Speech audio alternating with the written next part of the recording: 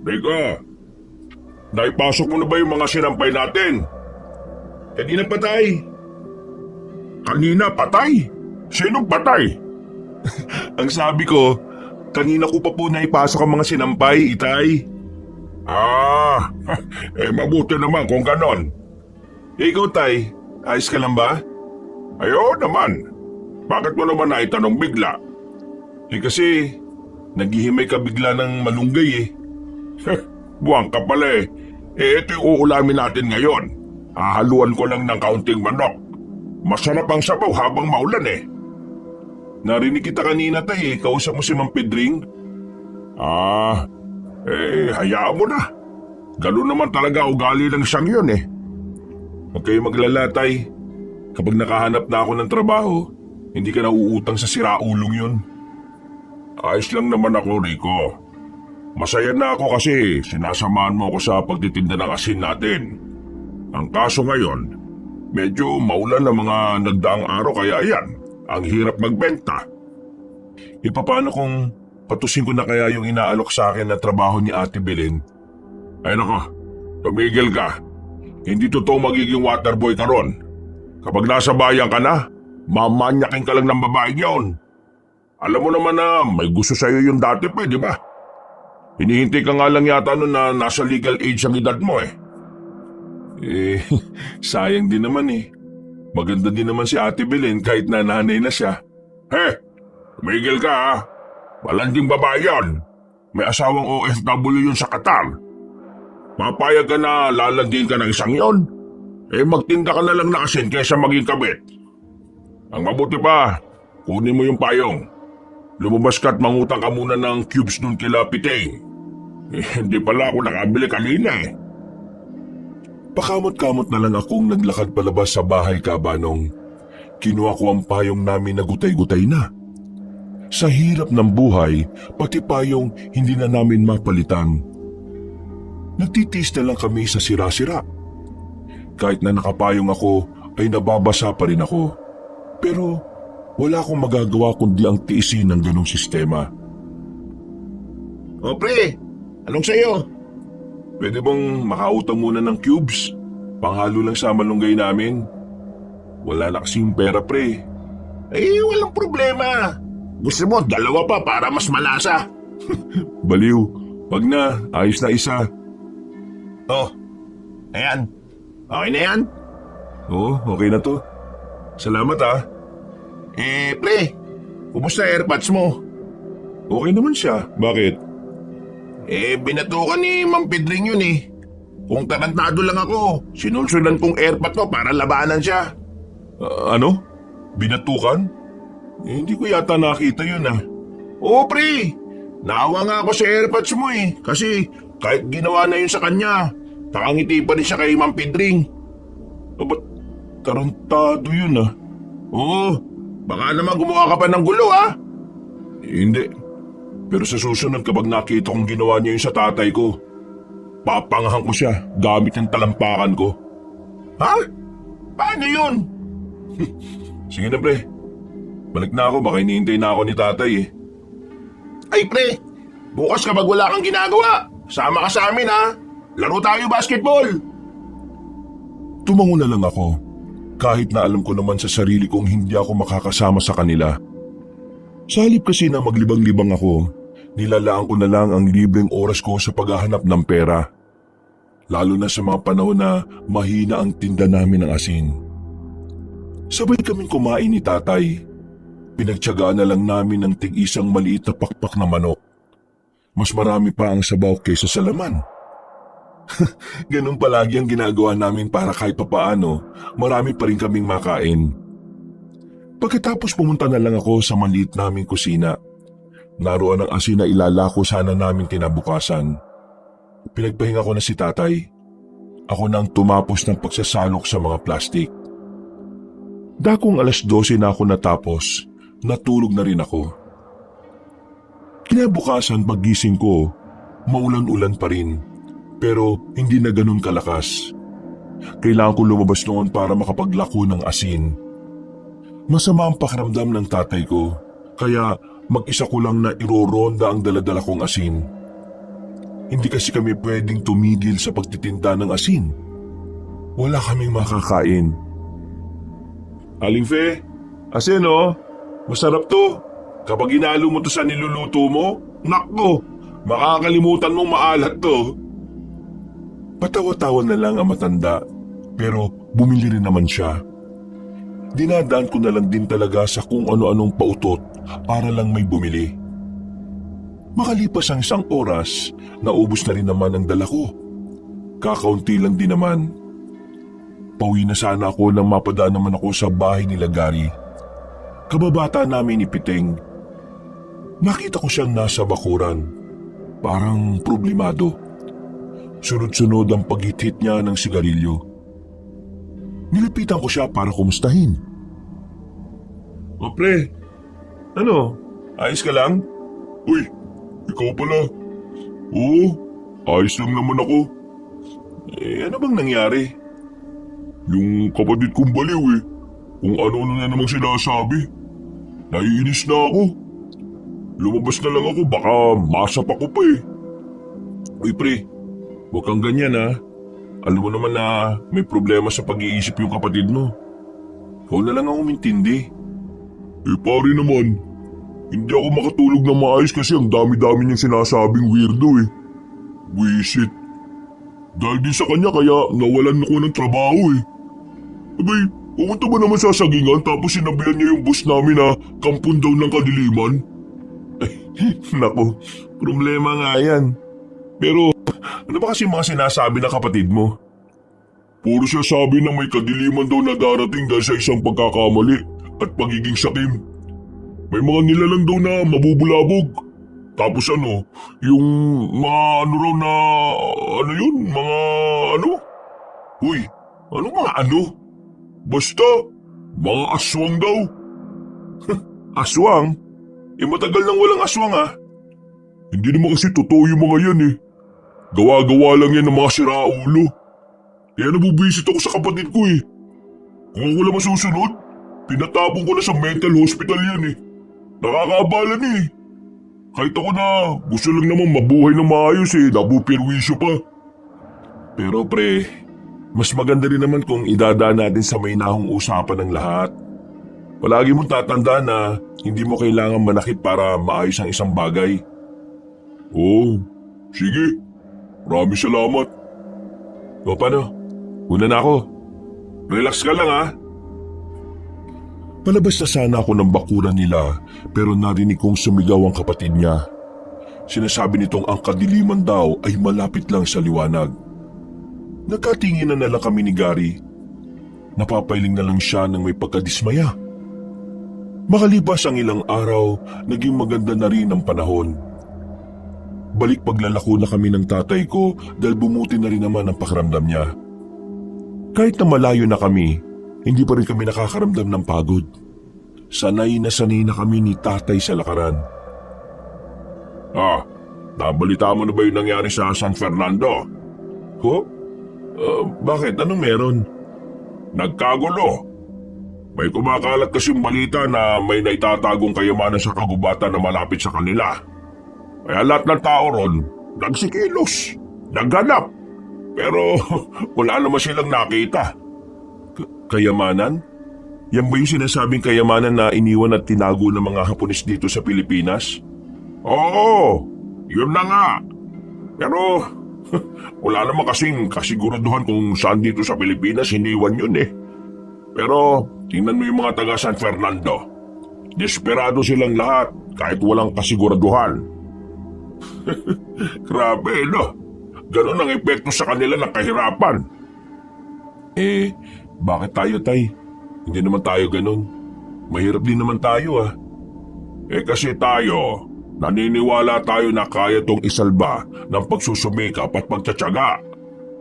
Pero tay, hindi ka ba napapagod sa buhay natin? Ano bang klaseng talong yan? Malamang nakakapagod maging mahirap.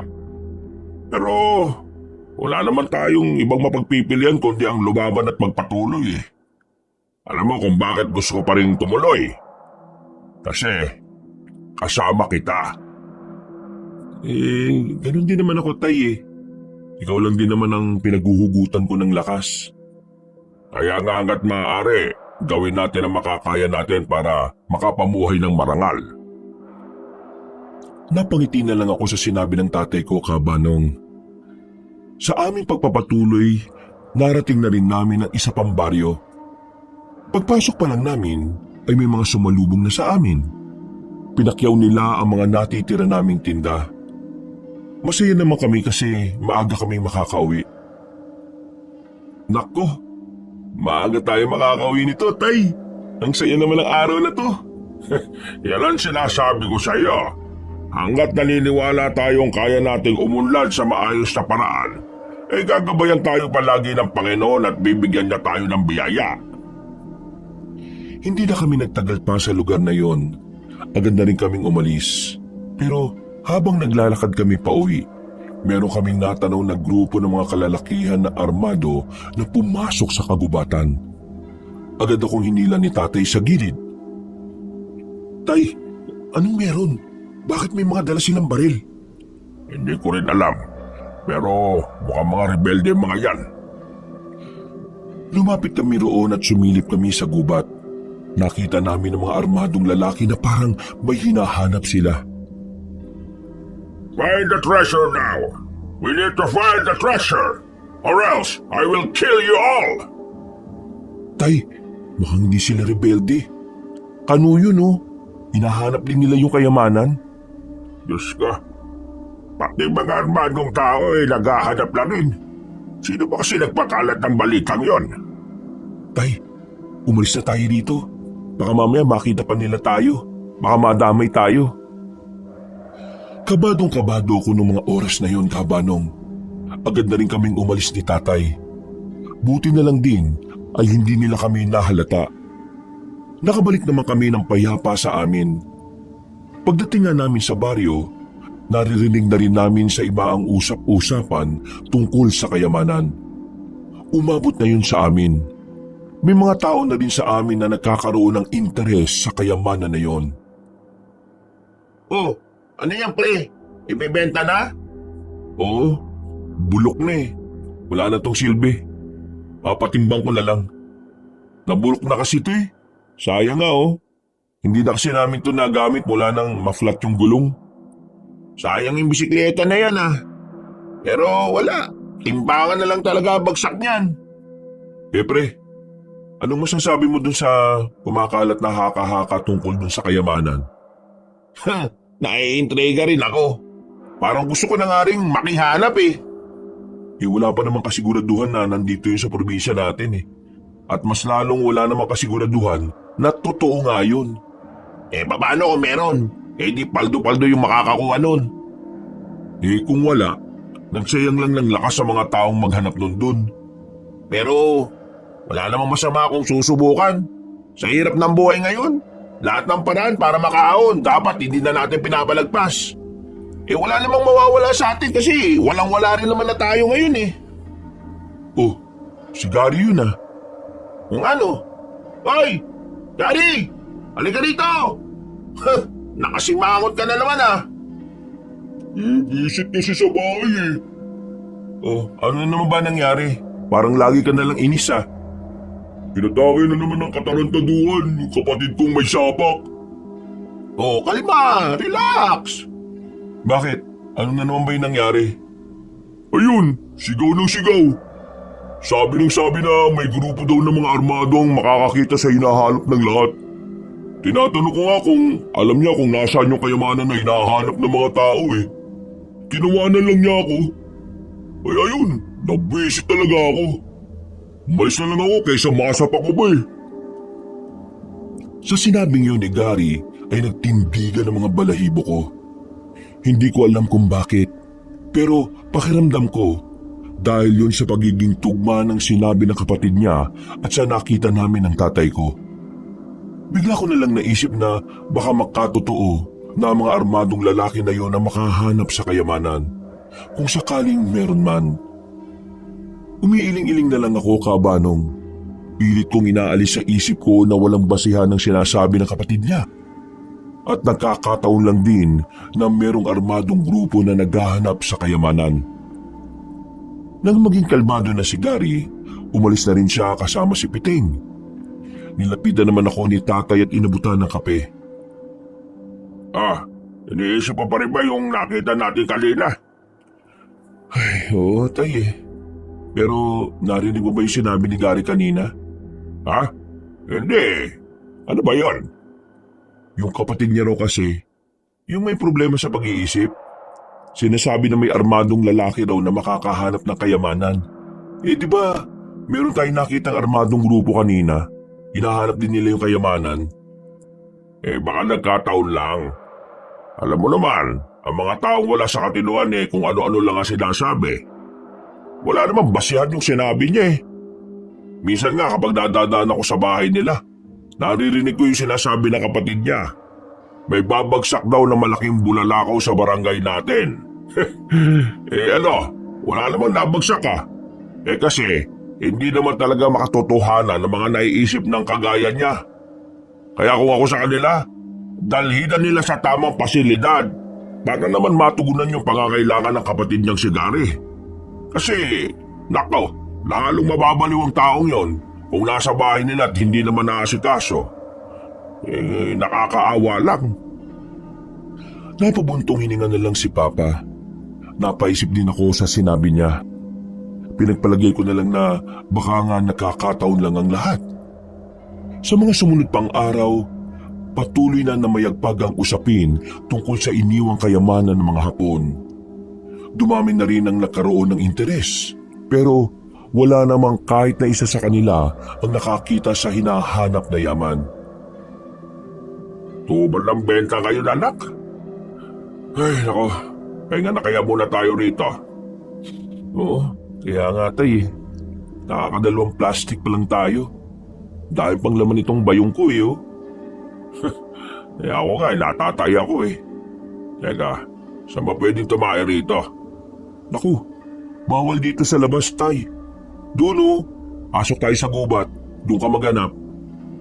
Bilisan natin. Masakit na yung tiyan ko. Baka mamaya abutin pa ako dito sa salawal ko. Naku, nakakahiya. Agad kaming naglakad papasok ng gubat. Sakto na meron kaming natanaw na ilog. Umupo na si tatay sa likuran ng puno. Ako naman kumuha ng tubig na ipanghuhugas niya. Nang sumalok na ako ng tubig gamit ang sirang galon na nakita ko sa gilid, natanaw ko sa kabilang parte ng ilog ang mga armadong lalaki. Nagmamadali sila at base sa kilos nila, parang ang saya-saya nila. Dahil sa kuryosidad, bigla ko na lang naisipan na sundan sila. Binitiwan ko na muna ang hawak kong galon. Pansamantala, nawala na sa isipan ko na naghihintay pala ng panghugas ang tatay ko. Anong ginagawa nila? Bakit parang masaya sila? Sila yung nakaraan Nahanap na kaya nila yung kayamanan? Kahit na alam kong delikado, sinundan ko pa rin sila, Kabanong. Hanggang sa nakita ko na lang silang nakatigil sa harap ng isang kuweba. Ako naman nagtago lang sa ilalim ng punong mangga. Check this cave! Check the area! I know, this is the right location. Move! Move! Move! Mukhang nahanap na nga nila. Pero saan dito? Teka, hihintayin ko ba bang makita nila? Huwag na siguro. Kailangan ko na lang makabalik. Tatayo na sana ako pero meron akong natapakan na lata. Nakalika ako ng tunog. Napatingin tuloy ang mga armadong lalaki sa kinaroroonan ko. Otomatikong dumaloy ang kaba sa sistema ko. At ang tanging nasa isip ko noon ay agad na umalis at iligtas ang sarili. What are you waiting for? Follow him! Buti na lang ay hindi nila ako binabaril ng mga sandaling yon. Kaya binilisan ko na lang ang pagtakbo. Nang mabalikan ko si tatay ay hindi pa rin siya nakakapaghugas. Wala ring malapad na dahon na pwede niyang magamit. Nasaan yung tubig? Kanina ba ako dito naghihintay sa iyo I-shoot mo muna yung short mo, tay. Hinahabol ako wala pa akong hugas, buwang ka ba talaga? Mangangamoy ako nito. Nandiyan na si Lee, tara na. Sino bang... Hindi ko na inintay pang makapagsuot siya ng short. Dali-dali na kaming tumakbo palabas ng kagubatan na yon. Nang medyo makalayo na kami at makapagtago sa mga halamanan, nakita namin nilagpasan na rin nila kami. Nakahinga na rin ako ng maluwag, pero napatakip ako ng ilong nang maamoy ko si tatay. Ang tao, Tay! Sira ulo ka pala eh. Paano hindi ako magiging mabaho eh? Hindi naman ako nakapaghugas ng puwet. Teka, ano ba kasi nangyari? Bakit ka sinusundan ng mga yon? Nakita ko kasi silang pumasok sa kabilang parte ng gubat. Sinundan ko. Nalaman ko na parang nahanap na nila yung eksaktong lugar na kinalalagyan ng kayamanan. Yun ang narinig ko. Sigurado ka ba sa sinasabi mo? Ewan ko.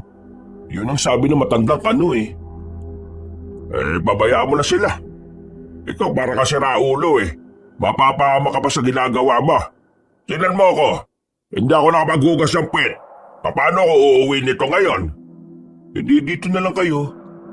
Hahanapan na lang kita ng malapad na dahon. Baka naman kung saan ka pa magpunta niyan ha. Sasapukin ko na talaga yung mukha mo. Hindi na, Tay. Basta dito ka lang. Ang baho mo na eh.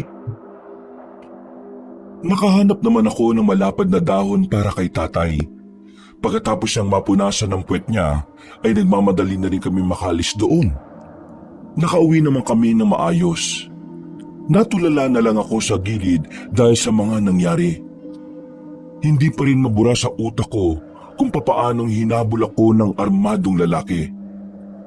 Habang nagmumuni-muni sa harapan ng bahay namin, nilapitan ako ni tatay at inabutan ng mainit na tableya. Ramdam ko na nag-aalala rin siya sa akin. Hindi na kasi ako makausap na maayos mula na makauwi kami. Iniisip mo pa rin ba yung kanina? Oo, tay eh. Natakot ako. Akala ko kanina katapusan ko na. Siguro sa susunod, hindi talaga dapat nagpapatalo sa kuryosidad eh, no? May mga pagkakataon talaga na nilalamon tayo ng kuryosidad. Pero minsan, yan din talagang magpapahamak sa atin. Kaya dapat, kaya rin nating labanan yon. Basta, isipin mo na lang para hindi mangyari ulit. Isipin mo na lang na dapat, hindi ka maging tsismoso. Kasi, hindi naman gawain ng lalaki yun eh. Siguro dapat, ganun na lang ang gawin ko.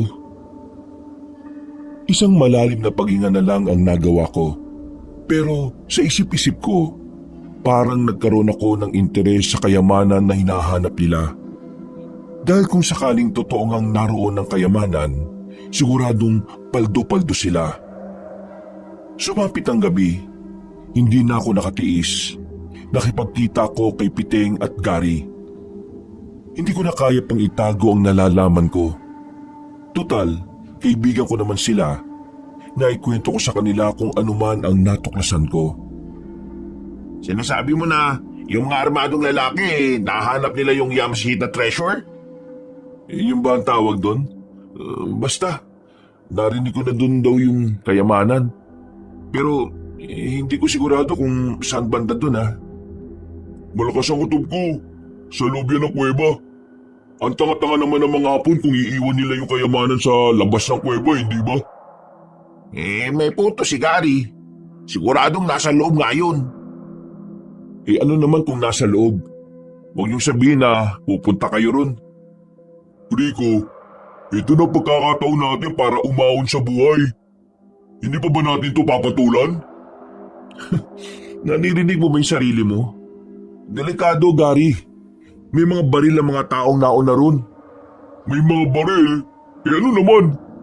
Hindi ba nauubos ang mga bala nila? Kayang-kaya natin sila. Basta tamang diskarte lang. Rico, pag nakakuha tayo ng kayamanan, hindi ka nauutang sa amin. May pera na tayo. Yayaman tayo. Makakaalis na rin tayo sa lugar na ito. Hindi ba naiisip yun? Gusto kong yumaman, pero hindi sa mapanganib na paraan. Sa anong paraan? Sa pagtitinda ng asin? Iniinsulto mo ba yung hanap buhay namin ng tatay ko, Gary? Hindi naman yun yung gusto ko sabihin. Ang sinasabi ko lang, Walang yayaman sa pagbebenta ng asin. Walang di ganun nga yun. Patapusin mo muna kasi ako. Salita ka ng salita eh. Oo, tama na yan. Pag-aaway pa kayong dalawa eh. Kung ikaw ayaw mong yumaman, pues ibahin mo ako, Rico. Pagod na ako sa buhay kong to. Gusto ko na makaahon, no? Gusto ko na makaalis dito. Pupuntahan ko kung saan yun. Bukas ng gabi. Kung talagang gusto nyo, sumama kayo sa akin. Pero bahala kayo kung ayaw nyo. Ako na lamang isang yayaman. Naglakad na palayo si Gary. Nung oras na yon, parang pinagsisisihan ko nang sinabi ko sa kanila ang lokasyon ng kuweba. Hindi dahil sa ayaw ko makakuha sila ng kayamanan, kundi dahil ayaw kong mapahamak sila. Kinabukasan, tahimik ang lugar namin. Himala na wala akong naririnig tungkol sa usap-usapang kayamanan. Parang kalmado. Hanggang sa sumapit na nga ang kinagabihan. Nagulat na lang ako nang makita ko ang tatay ko na nakabihis na. May dala-dala siyang malaking bag na mukhang wala namang laman. Oh, ano ka ba? Bakit nandiyan ka pa? Hindi ka ba sasama sa akin? Wala ka naman sinabi na maglalako tayo ng asin sa ganitong oras eh. Sino nagsabi na maglalako tayo ng asin? Ano ang gagawin natin? Wala ka naman sinabi sa akin kanina. Wala akong sinabi. Kung wala akong sinabi, sumama ka na. Makikikuha tayo ng kayamanan. Hindi pwedeng sila lang. Oh? Ano pinagsasabi niyo, tay? Alam na ng lahat ng taga rito ang tungkol sa kayamanan. Mamaya, papunta na sila ron. Iniintay lang nila ang kapitan natin. Kaya nga bago sila makarating doon, unahan na natin. Total, ikaw naman ang unang nakatuklas doon, di ba? Diyos ko naman, tay. Pati ba naman kayo? Akala ko ba mas magandang mamuhay ng pinaghihirapan? Bakit parang nag-iba rin yung pananaw mo ngayon?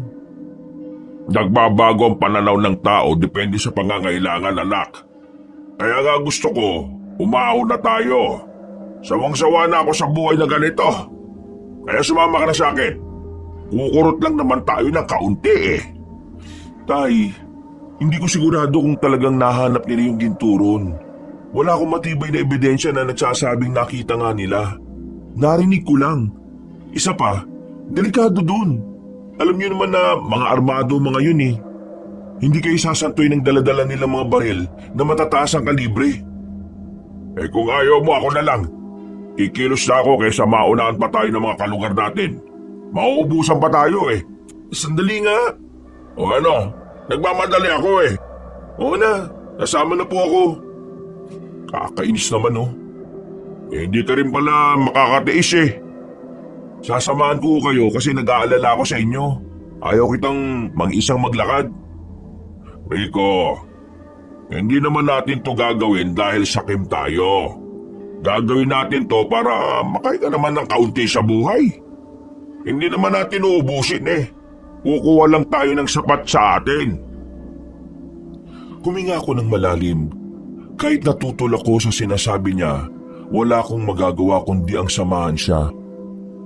Hindi ko rin naman pwedeng hayaan na lang na lumakad siya ng walang kasama.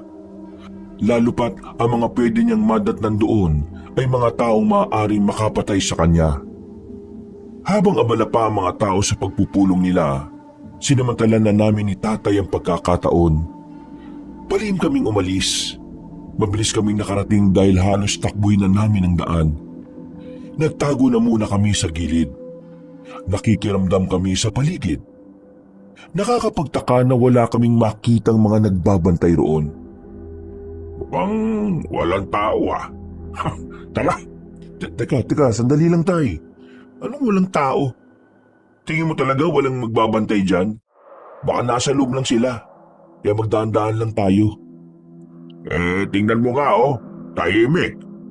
Bilisan natin. Hindi tayo pwedeng babagal-bagal kasi marami tayong kaagaw. Nauna nang lumabas si tatay. Kinabahan ako sa ginawa niya pero sumunod na lang din ako. Pagpasok namin sa loob ng kuweba ay binuksan namin ang daladala naming gasera. Nang magkaroon na ng liwanag, nakita na namin na malawak pala sa loob ng kuwebang yun. Maya-maya pa, Napatago kami sa gilid nang meron kaming marinig na kaluskos. Pinatay namin ulit ang ilaw. Ang liwanag na lang na naroon ay ang mangilang-ilang gaseda na nakadikit sa pader. May tao. Sumilip kami. Nakita namin ang matandang kano na gumagapang. Duguan siya. Hawak-hawak niya ang isang bag na parang mabigat. Hirap na hirap kasi siyang dalhin. Please, help me! There's a strange creature in this cave! Please, save me! What? What you say? A monster! He killed my man! Please, save me! I'm sorry, pero nandiyan na yung sinasabi mo. Akin na yan! Nagulat ako sa ginawa ni tatay. Inago niya sa matandang kano ang bag. Pagtingin ni tatay sa laman, nanlaki ang mga mata niya at lumapad ang kanyang ngiti. Natameme na lang ako ng mga sandaling yon. Hindi ko inaasahan ang inasta ng tatay ko. Hindi kasi ganun ang pagkakakilala ko sa kanya. Parang madali na siyang binago ng pera. You will regret it! Isa-isa ka na. Kailangan din namin to. Kesa naman mapunta sa masasama kagaya nyo, hindi ba? Tara, Rico anak, umalis na tayo! No! Bago kami makalabas ng kuweba, napalingon pa kami sa matandang kano. Nakita na lang namin na merong dumating na isang lalaki. Malaki ang katawan, maskulado. Hindi namin alam kung anong ginawa ng misteryosong lalaki. Pero narinig na lang namin na dumadaing sa sakit ang matandang kano. Noong mga sandaling yun, nagmamadali na kaming tumakbo. Nang makalayo na kami, muling binuklat ni tatay ang malaking bag. Nalula kami sa nakita namin. Puro ginto nga ang nasa loob noon, kabanong. Meron din mga alahas at diamante. Anak, yayaman na tayo. Makakalis na rin tayo sa lugar na ito. Tay, tama ba yung ginawa natin? Di ba parang ninakawan natin yung matandang kano kanina? Tapos iniyaan na lang din natin siyang paslangin ng kung anumang nilalang yun? Nawa ka sa taong mas masaol pa sa demonyo ang kaluluwa. Masasama sila. Tayo hindi. Kailangan lang talaga natin ng pera. At hindi naman natin ito sosolohin eh. Palihim tayong magbibigay sa simbahan. Huwag sa barangay, kupal si kapitan eh. Gagamitin niya lang sa sugal yung donasyon natin. Pero tay, hindi naman atin ang kayamanan na yan. Dapat isurrender natin yan sa gobyerno kasi matagal nang pinaghahanap yan eh. Tumigil ka nga. Tingin mo magandang ideya yan. Kapag sa kanila ito mapunta, maghahatian lang ito ng mga buhaya. Mas maiging nasa atin na ito. Para naman kahit minsan lang makaranas man lang tayo ng ginhawa. Tara na, umalis na tayo at baka maabutan pa tayo ng iba rito. Nagmamadali kaming nilisan ng lugar na yon, kabanong. Pag-uwi namin sa bahay ay agad na sinarado ni tatay ang lahat ng bintana at ang pintuan namin. Inilatag niya ang laman ng malaking bag sa kanyang papag. Hindi ako makapaniwala sa nakikita ko noon. Sa palabas ko lang kasi yung nakikita. Rico, tingnan mo, magiging mayaman na talaga tayo. Ay, ang dami nito. Sa dami ng gintong nakalatag, isa lang ang pumukaw ng atensyon ko noon. Meron ng isang parang maliit na garapon. Ginto rin siya. Siya lang ang kakaiba kaya dinampot ko at nilagay ko sa altar namin. Hindi ko na muna binuksan. Nakatuon lang ang atensyon ko kay tatay. Sulit ang pagbubuhat natin dito kahit ang bigat. Ang dami naman eto. Itatago ko na ang iba sa ilalim ng papag ko ha. Kuha ka na lang kapag... Ano yun? May kumakatok. Wag. Hayaan mo sila. Dito! Buksan mo itong pintuan! Kasama namin ang taong bayan. Nandito si Kapitan. Mag-usap tayo. Alam kung may tinatago kayo riyan. Wag mo silang pagbuksan. Pero... Dito! Buksan mo to! Kapag hindi mo to binuksan, mapipinita kami pumasok dyan. Sirain namin itong pinto. Iba na ang tono ng pananalita ni Gary. Kaya kahit ayaw ng tatay ko, tumayo ko para pagbuksan sila. Bumungad sa akin si Gary at Piting. Kasama nila si Kapitan pati na rin ang mga kalugar namin. Ano bang problema, Gary? Rico, magkababata tayo. Pero hindi ko alam na gagantuin mo kami ni Piting. Pati yung mga kalugar natin. Ha? Teka, ano ba pinagsasabi mo? Pinuntahan namin yung kuweba, pero wala na kaming inabutan. Ang nakita lang namin doon, bakas ng dugo. Alam namin na kinuha niyo na yung ginto. Hindi kayo makakapagkaila sa amin. Meron kami nakita isa sa bakuran niyo eh. Hindi niyo yata napansin na nalaglag dito. Ito oh. Noong mga sandaling yun, Kabanong, alam kong wala na akong lusot, kaya hindi na ako nagdahilan pa. Napabuntong hininga na lang ako at napayuko. Mang Rene, lumabas na kayo dyan! Alam na namin na nasa inyo yung ginto. Hindi naman tama na kayo lang ang makikinabang. Kailangan natin paghati-hatian ng mga yan. Ala, hindi naman namin to sosolohin eh. Ibabahagi namin talaga namin ito sa ating lahat. Kaya lang naman kami nagtatago dahil doon sa nakita naming nilalang. Hindi ba, Rika? Anong nilalang? Yung nakita niyong dugo yun na matandang kanuna armado.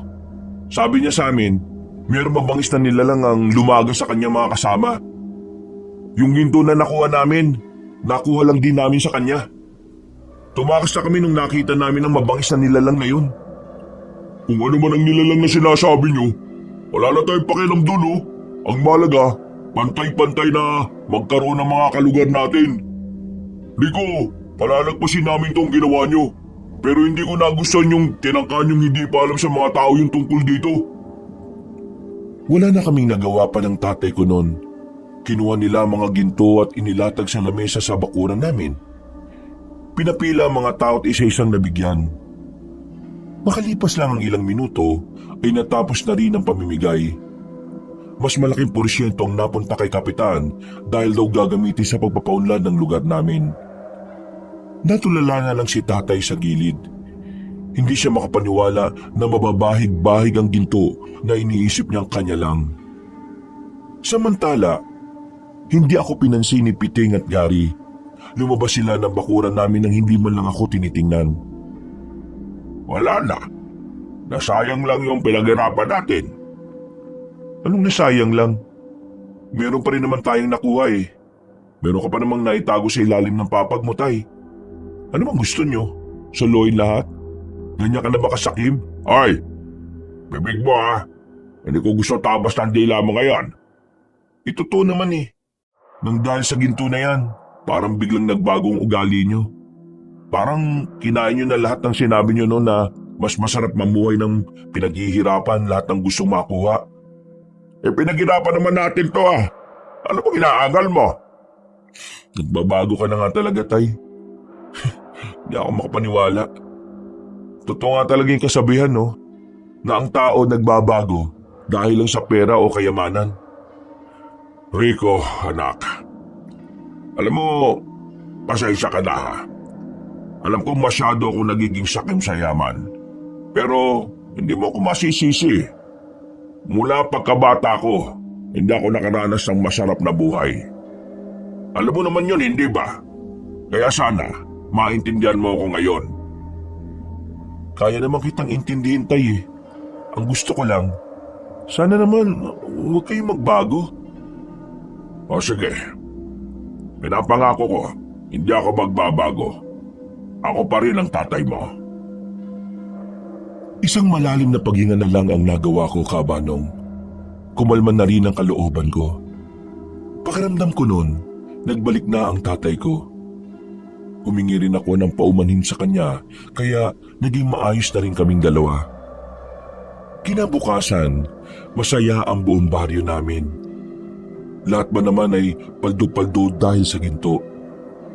Maingay, maraming nagkakantahan.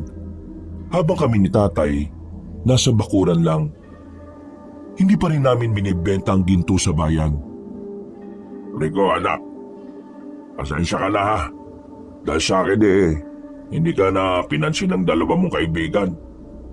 Kasalanan ko talaga yun eh. Naging sakim ako. Ay, ayos lang.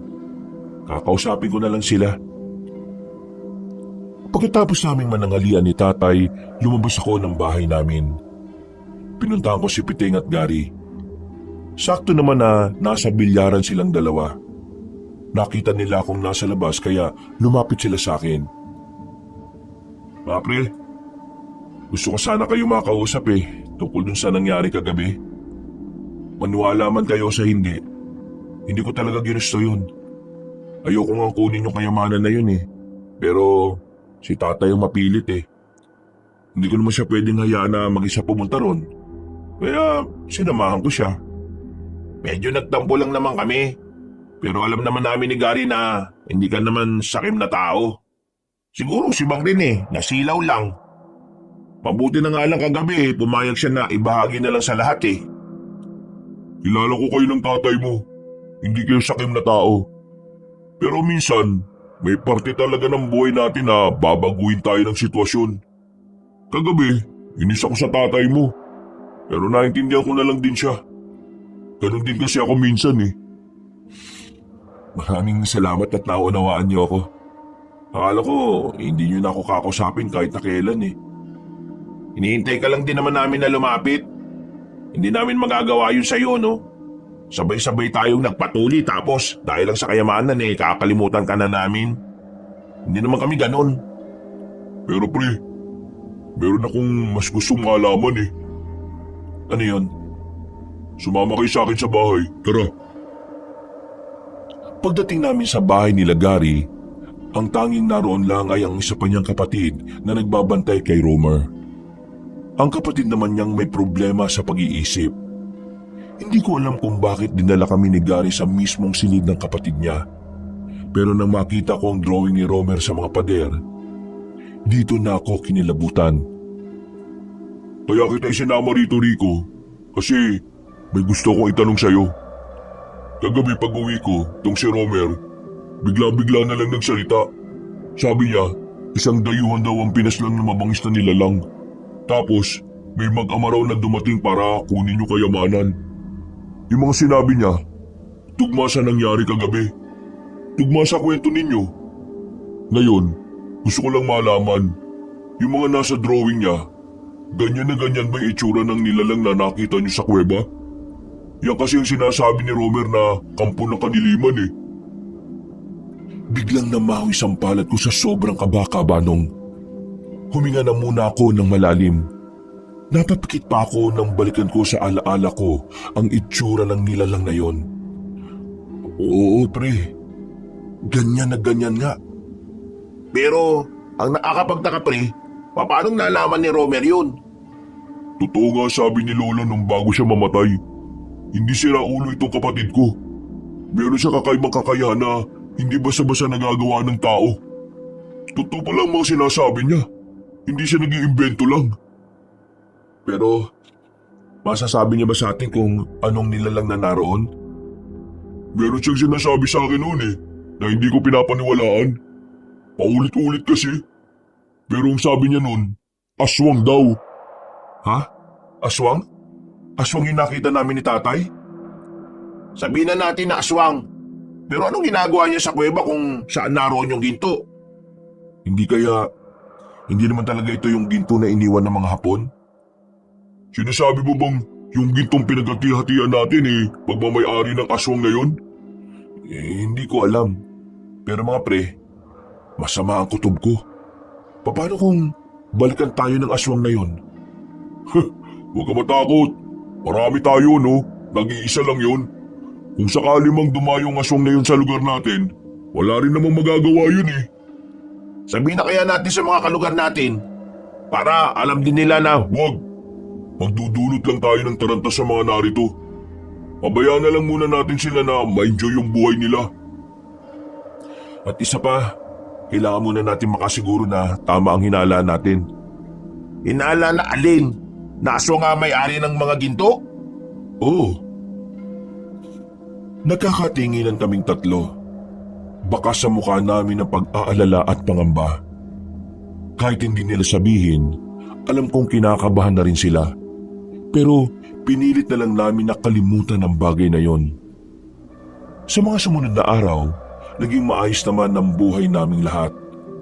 Walang kahit na anong nangyayaring masama. Sa katunayan, kaming dalawa ni tatay ay nakapagpatayo na rin ng tindahan sa bayan. Meron kami mga kinausap na tao para magbantay doon.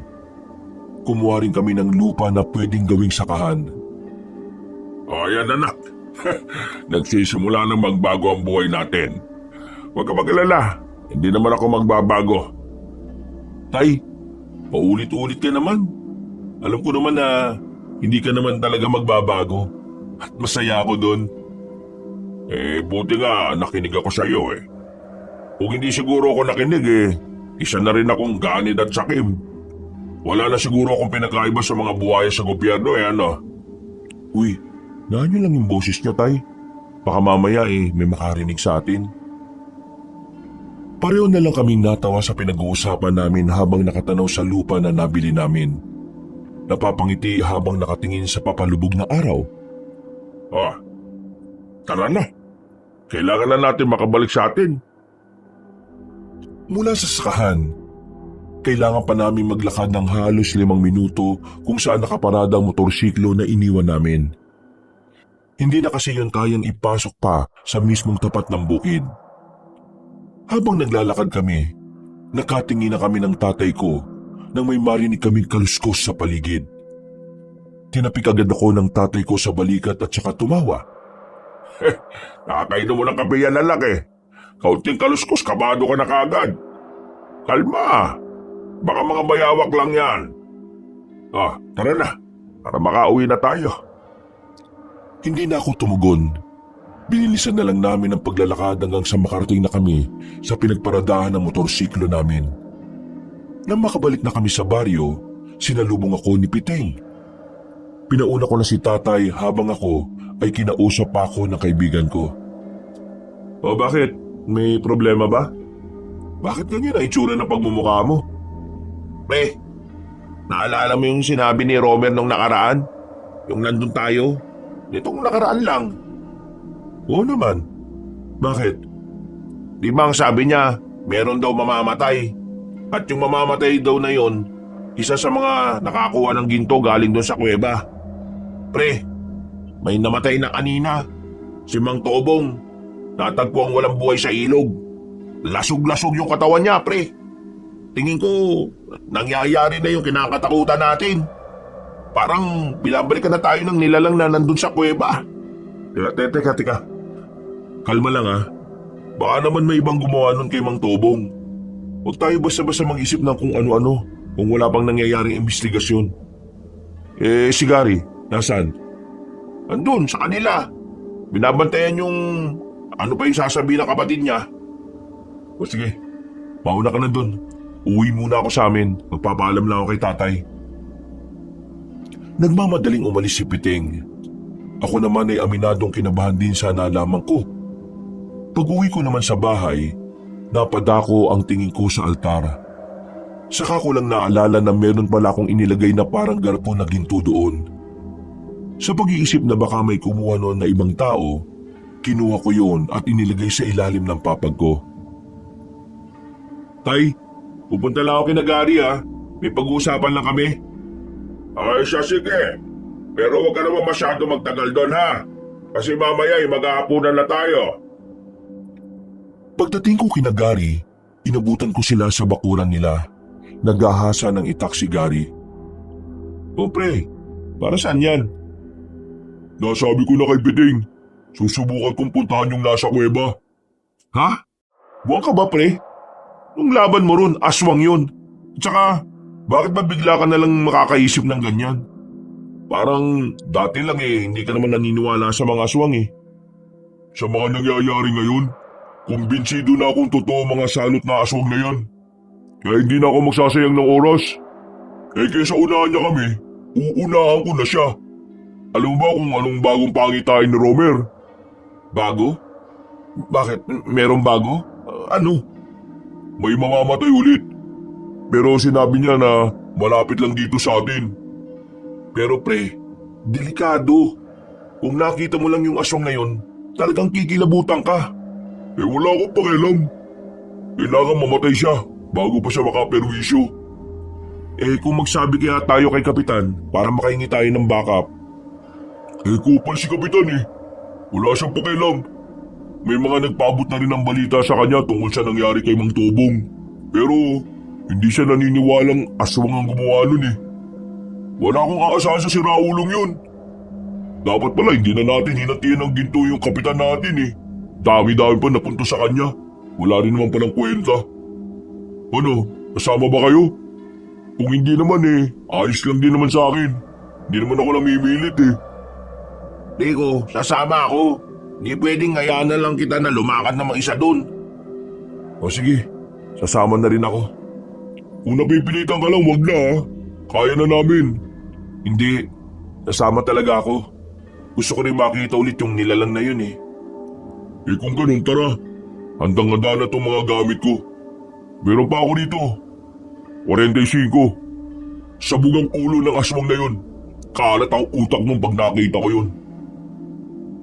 Pagkatapos namin magapunan ni tatay, lumabas ako sa bahay para sumama sa dalawa kong kaibigan. Kinakabahan ako noon, Kabanong. Sa buong buhay ko, yun ang unang pagkakataon na haharap kami sa isang nilalang na hindi namin alam kung kakayanin ba naming paslangin. Tanging tapang lang ang daladala namin at ilang sandata. Wala kami sapat na kaalaman kung paano yun matatalo. Buti naman pinayagan ka ni Mang Rene. Anong pinayagan? Hindi ako nagpaalam. Wala kami kasalanan dyan kapag nagalit airpat mo ha. Eh ikaw, Piting. Sinong bantay doon sa tindahan nyo? Bakit ka sumama? Sinarado ko na yung tindahan. May ginto na ako eh. Ilang minuto pa ang nakalipas, natanaw na rin namin ang kuweba. Pinatay na rin namin ang daladala naming lampara. Pinakiramdaman na muna namin ang paligid. Nasa 5 minuto muna kaming nagmasid at nanatili sa kinalalagyan namin. Nang masiguro namin kami lang ang naroon, maraan kaming lumabas at lumapit sa kuweba. Saka na namin binuksan ulit ang lampara. Habang naglalakad kami papasok sa loob, narinig namin na may mabibigat na yabag ng paa. Kaya naman, agad-agad din kaming tumakbo palabas. Nagtago kami ulit. Hindi nagtagal, nakita na rin namin ang isang lalaki na matangkad. Nakamaong lang na pantalon at walang pang itaas. Maskulado ang katawan niya. Mahaba ang buhok nito. Patay ka sa aking aswang ka. Inilabasan ni Gary ang kanyang baril. Hindi na siya nagsayang ng oras. Pinagbababaril niya ang aswang na yon. Pero sa kasamaang palad, hindi naman niya yun tinamaan kahit na isa. Mabilis na nakailag ang lalaking aswang. Sa bilis ng kilos ng aswang ay hindi na namin nalaman kung saan yun nakapagtago. Nawala! Pambira ka naman pre oh! Ang daming putok ni isa walang tumama! Ikita niyo naman di ba? Ang bilis niya! Hindi normal yung bilis niya eh! Maganda kayo. Baka mamaya nandyan lang siya sa paligid. Nakatutok lang ang baril ni Gary sa kung saan-saan. Nakikiramdam kami. Wala kaming makitang aswang sa paligid pero alam naming nasa tabi-tabi lang siya. Nagulat na lang kami nang biglang hablutin ng aswang ang baril. Mabilis kaming nagtago. Kami naman ang pinagbababaril noon. Kalaunan, naubos din ang bala. Matapang namang lumabas si Gary kahit ang hawak lang niya ay mahabang itak. Lumabas ka dyan! Papatayin kita! Hindi ka na makakaperwisyo ng ibang tao sa labas! Huwag mo na ngamunin pre! Pambira ka naman oh! Naririnig niyo ba yung pre? Parang galit na galit siya! Huwag kayong matakot! Mas lalo lang siyang magkakaroon ng lakas ng loob kapag laging doon tayo! Gary! Hindi na namin namalayan na nasa gilid na pala ang lalaking aswang. Madilim kasi sa bandang yun kaya hindi na rin namin nabantayan. Nahila ng aswang si Gary. Sinubukan niyang tagain yun pero wala rin namang nagawa ang itak niya. Pumaibabaw ang aswang sa kanya. Kami naman ay sinubukan ding umatake sa aswang pero masyado siyang malakas. Nasipa lang kami sa gilid kaya agad kaming bumalandra. Pero may kakaibang nangyari. Nakita na lang namin na natataranta ng umalis ang aswang habang may tama na ng palaso sa balikat. Hindi na yung pumasok ng kuweba. Hindi nyo na dapat inamon ng isang aswang lalo na kung wala naman kayong alam kung paano siya papaslangin. Sino kayo? Lumapit siya sa amin. Tinutukan namin siya ng ilaw para makilala ang mukha niya. Matanda na siya, pero malakas pa ang pangangatawan.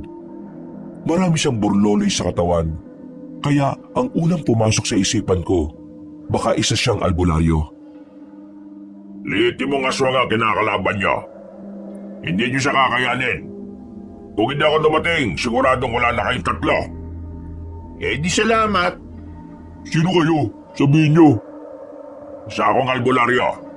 Trabaho kong hanapin ang mga aswang na yan at paslangin. Mga aswang? Marami sila? Oo. At yung aswang kanina, isa lang yon. Baka maraming aswang sa kuweba na yan. Diyos ko naman. Wala. Wala nang aswang sa loob. Nararamdaman ko. Nararamdaman? May kapangyarihan ka ba? Para maniwala kayong wala nang mga aswang sa loob. Sumama kayo sa akin, papasok ako. Nauna nang naglakad ang matandang lalaki. Nakatinginan kami saglit, pero sumunod din naman kami sa kanya. Wala pa kaming tiwala sa matandang yon, kaya naisipan ko nang tanungin ang pangalan niya habang naglalakad kami sa loob ng kuweba. Mangwan ang pangalan ko. Malayo pang tinitiran ko. Naglalakbay ako para lang mahanap ang mga aswang. Hindi ko alam na narito palang isa sa mga aswang na dapat kong mapaslang. Kaso ang problema, nakatakas. Kaya gusto ko malaman kung ano pa ang mga pwede kong malaman dito. Mga ilang sandali lang, tumigil na kami sa isang malaking ribulto ng demonyo. Meron siyang tiningnan doon. Nagtataka siya. Parang may hinahanap siya. Tumingin siya sa amin na para bang pinagbibintangan kami sa isang kasalanan. Oh, bakit? Anong meron? Ang ribultong ito ang nakasulat sa libro ng mga aswang. Sa mga ganitong ribulto, sumasamba ang mga aswang. Pero hindi tinayo ang ribultong ito kung hindi ito inaalayan ng mga ginto. May alam ba kayo kung sino ang kumuha ng mga ginto? Sandali kaming hindi nakapagsalita. Hindi namin alam kung dapat bang sabihin namin sa matandang yun ang totoo. Kahit kasi tinulungan niya kami, hindi pa rin namin magawang magtiwala sa kanya. Hindi kayo makapagsinungaling sa akin, ha? Kayo siguro, no? Kayo ang kumuha ng mga ginto rito? Hayaan niyo ako magpaliwanag. Uy, bakit mo sasabihin sa kanya? Baka mamaya may mga armadong lalaki ang kumuha ng ginto dito sa kuweba. Akala nila, galing yun sa mga Hapones nung panahon ng pananakop. Pero namatay sila. Yung pinuno nila, nakita namin naghihingalo. Saka namin kinuha yung bag. Pero kayo pa rin ang nakinabang sa ginto. Nasaan ang mga ginto? Nasaan ang parato? Ha? Anong parato? Ang parato, isa ring ginto.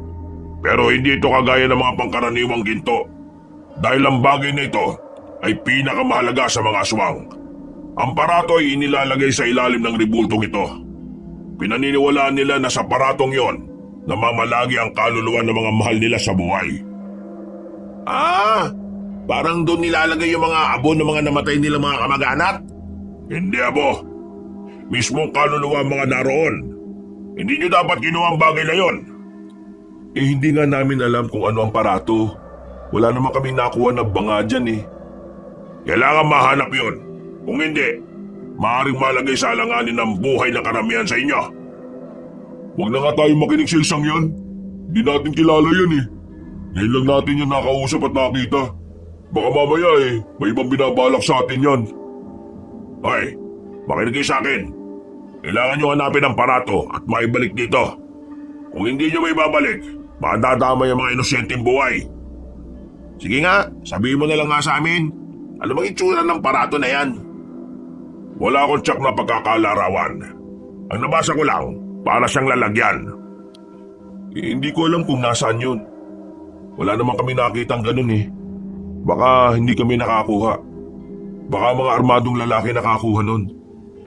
Kung hindi kayo nakakuha, kailangan nyo pa rin hanapin yon at maibalik dito.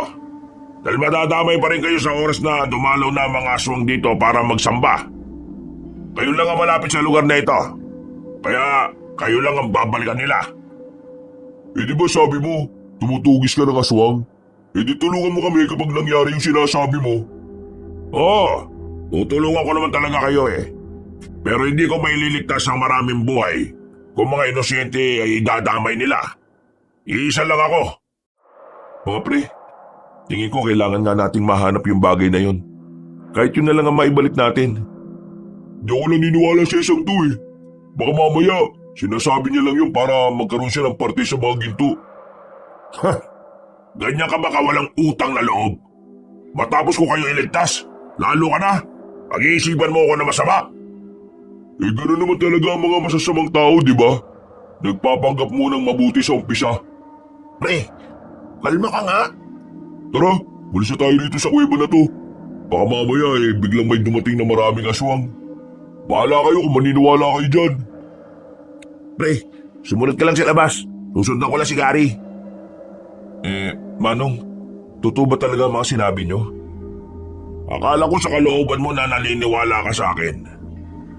Nababasa ko sa mga mata mo eh. Ikaw, sa inyong tatlo, ikaw ang bukod tanging nakikitaan ko ng mas bukal ang puso. Gawin mo nararapat iyo. Hindi lang para sa inyo ng pamilya mo. Para na rin sa mga nakakarami. Eh kung sakaling maibalik naman namin yung parato, hindi na ba manggugulo yung mga aswang? Hindi ko alam. Pero kung may babalik niyo yon, may tsansang umalis na lang sila rito at lumipat ng lugar. Pero may tsansa rin na magalit sila dahil ninakaw niyo yung mga ginto nila. Ang malaga rito, maibalik ang parato. Yun ang pinakamalaga sa kanila kaysa sa ginto. Pumuntong hininga na lang ako ng mga sandaling yon. Matapos ang pag-uusap namin, ay sabay na rin kaming lumabas. Naghiwalay na rin kami ng landas. Nagpaalam sa akin ang matandang lalaki at sinabi niyang babalik siya kinabukasan. Ako naman, nagmamadali ako makauwi sa amin. Nakaabang na ang tatay ko sa bakuran namin dahil napatagal ako makabalik. Hoy, pambira naman. Bakit ba ang tagal mo naman? Lumamig na yung pagkain natin na. Pasensya na tay. Napakwento lang ako. Tara na, kain na po tayo. Kapansin-pansin ang pagiging balisa ko nung gabing yon. Tanong ng tanong ang tatay ko kung ayos lang ba ako. Pero sinasabi ko lang na oo. Hindi ko sinabi sa kanya ang totoo. Ayoko kasing ma-stress siya kapag nalaman niya ang nangyari. Kinabukasan, maaga akong nagising. Pupuntahan kasi namin ni tatay ang sakahan namin para kausapin yung mga magiging tao namin doon. Pagdating namin doon, naroon na silang lahat. Lutang ang utak ko noon, kabanong. Niwala ngang pumasok sa kokote ko sa mga napag-usapan. Hindi na nakatiis ang tatay ko. Habang abala ang mga tao namin, dinala niya ako sa kubo-kubo at kinausap niya ako. Nak, ano ba talagang problema? Kanina pa kita napapansin eh. Para kang sabog. Eh nakadroga ka ba? Ay naman, ba't naman ako maggaganon? Mukha ba akong adik? Oo, mukha kang adik. Tinatanong na nga ako ng mga tao natin kung ayos ka lang eh. Ano ba kasi iniisip mo? Tay, ayos lang ho ako. Kilala kita. Alam ko kung kailan ka nagsasabi ng totoo at kung kailan hindi. Hindi ka makakapagsinungaling sa akin. Ginagawa mo naman akong bata anak eh. Huminga ako ng malalim. Tingin ko noon, kailangan na rin malaman ng tatay ko ang nangyayari. Naiisip ko na mas mainam nang may alam siya para kahit papaano mapaghandaan niya ang mga maaaring mangyari. Sige na, ano yan anak? Tay, kagabi, pinunta namin yung aswang. Doon sa kuweba. Nakalaban namin, kasama ko si Garrett Piting. Ba't tarantadong batang to ah? Bakit nyo naman ginawa yun? Diyos ko ka, paano kung napahama kayo ron? Alam nyo naman na hindi basta-basta yung nilalang na yun, hindi ba? Yung kapatid kasi ni Gary na nagkakaroon ng mga pangitain, pinagbasihan namin yun. Nakita kasi sa pangitain ni Romer na may mamamatay raw dito sa atin. Kaya uunahan na lang sana namin. Pero ang nangyari, muntikan na kaming madali. Buti na lang may dumating na matandang albularyo. Niligtas niya kami. Nako, buti na lang talaga. Kung hindi, baka mamaya sa morgue na kita puntahan.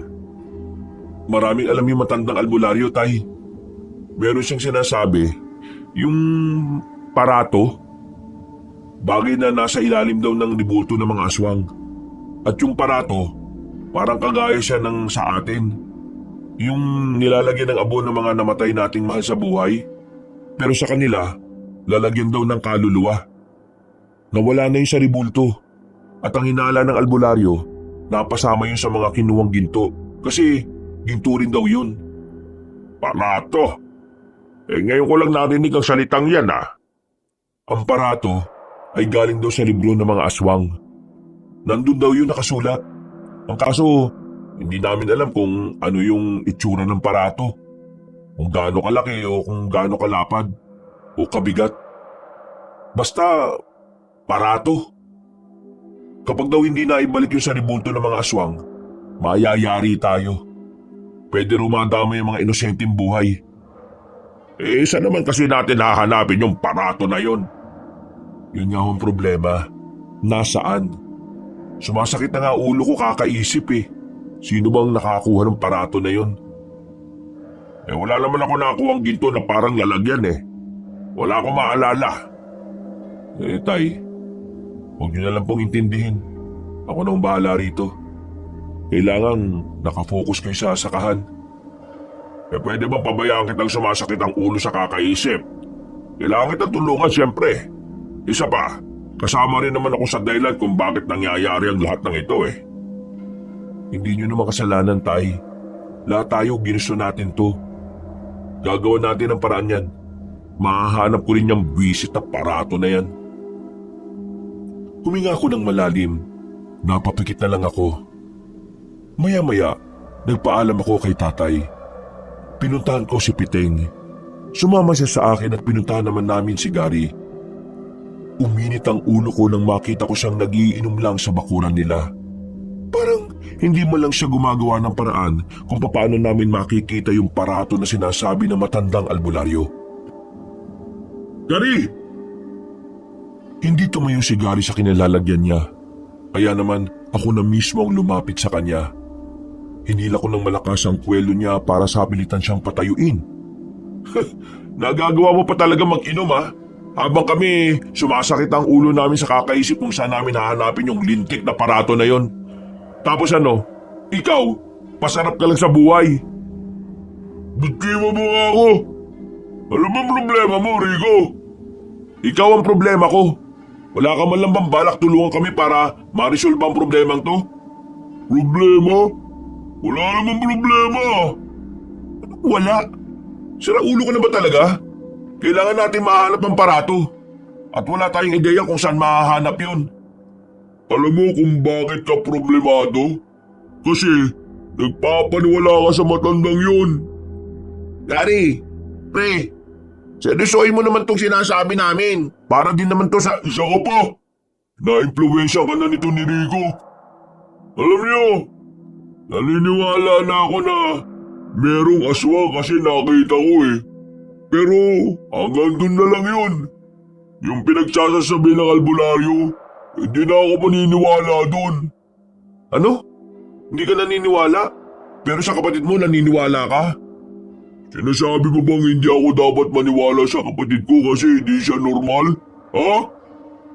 Hindi naman hama kasi na mas katiwa-tiwala yung sinabi ng albularyong may alam sa aswang kaysa sa wag mo kinsultoy na kapatid ko Kahit nainis ako doon, mahal ko yun. Malis ka na nga! Baka makakalimutan ko pa kaibigan kita. Malis ka na! Alis!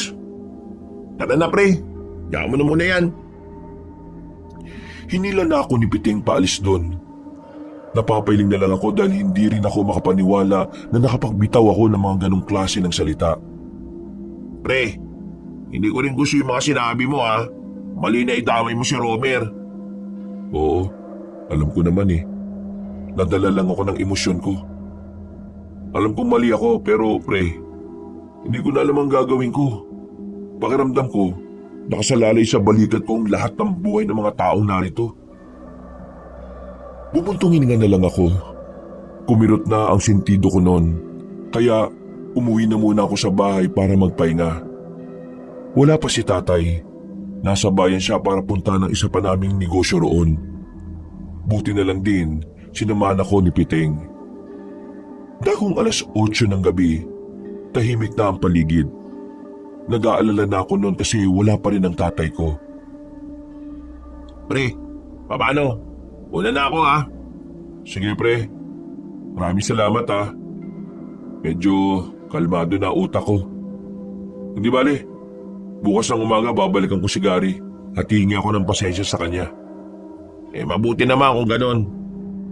Alam mo naman, matagal na tayo magkakaibigan, kaya dapat hindi tayo nakakasamaan ng loob. Sige pre, maraming salamat ulit ha. Tumungo na lang siya sa akin at nagsimula na rin maglakad palabas ng bakuran namin. Pero hindi pa man siya nakakalabas. Napatigil na siya kagad sa bandang bungan. Nung una, hindi ko alam kung bakit. Kaya tumayo na rin ako at nilapitan siya. Sino ba kayo? May isang lalaking nasa tapat ng bahay namin. Hindi siya nagsasalita. At kahit na ilang beses kong ulitin ang tanong ko, hindi naman din siya sumasagot. Pre, tingnan mo oh. Sa kabila meron din. Paglingon ko sa gilid, meron ding lalaki ron. Ganon din sa kaliwang banda. Walang nagsasalita sa kanila. Nakatingin lang sila sa amin ng seryoso. Napapalunok na ako ng laway sa sobrang kaba. Kaya naman, hinila ko na si Piting papasok sa bahay namin. Sinarado namin ang mga bintana at kinandado namin ang pintuan. Pre, ano ba nangyayari? Diyos ko, sino ba yung mga yun? Mga adik yata yun eh. Hindi sila adik, pre. Ha? Anong ibig mo sabihin? Hindi sila adik. Mga aswang ang mga yan. Yan ang nga ba kinatatakutan ko eh. Binalikan na nila tayo. Inaanap na nila yung lintik na barato na sinasabi nila. Oo, kumalma ka lang. Eto, kunin mo tong isang itak. Huwag mo sabihin na lalabanan natin ang mga yan. Wala naman tayo magagawa, Piting eh. Kung sakali makapasok sila rito sa bahay, di lalabanan natin sila. Hindi pwede mamatay na lang tayo ng basta-basta.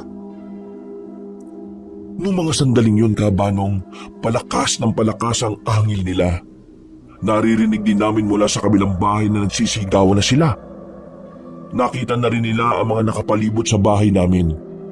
Kahit na kinakabahan at nangingilabot, pinipilit naming malakasan ang aming loob. Alam namin na sa oras na mabuksan nila ang pintuan, siguradong mapapahaba kaming dalawa. Pre, anong gagawin natin? Manahimik ka nga muna. Mas lalo akong hindi makapag-isip sa iyo eh. Tulungan mo ako. Ianang natin ang lamesa. Dali! Pinagtulungan namin buhatin ang lamesa at saka inilagay sa pintuan. Nagtungo rin ako sa kusina para kumuha ng maraming asin. Isinaboy namin yon sa siwang ng pintuan. Narinig namin na parabang naapektuhan ng mga nilalang ngayon. Kaya nagkaroon kami ng lakas ng loob na sabuyan pa sila ng sabuyan. Binuksan ko ng bahagya ang bintana. Binuhos ko ang asin doon. Hindi sila makalapit sa parting yon. Kaya naman naisipan ko rin na ibuhos pa ang ibang asin sa palibot ng bahay namin. Para kung sakali makapasok sila ay hindi naman sila makalapit. Naging epektibo naman ang mga naisip namin. Tumigil ang pag-angil nila. Pero nanatili lang kami sa loob ng bahay. Ano? Mga duwag pala kayo mga aswang kayo eh. Uy, huwag mo nang asarin. Baka mas lumakas pa sila kapag naasar sila eh. Buisit kasi yung mga yan eh. Kanina pa ako kinakabahan eh. Buong akala namin noon ay umalis na sila, Kabanong. Pero muli na namang dumaloy ang kaba namin nang bigla na namang umangil sila ng umangil. Mas malakas at parang mas gigil na sila sa mga sandaling yon. Pero narinig namin sa labas na parang may dumating.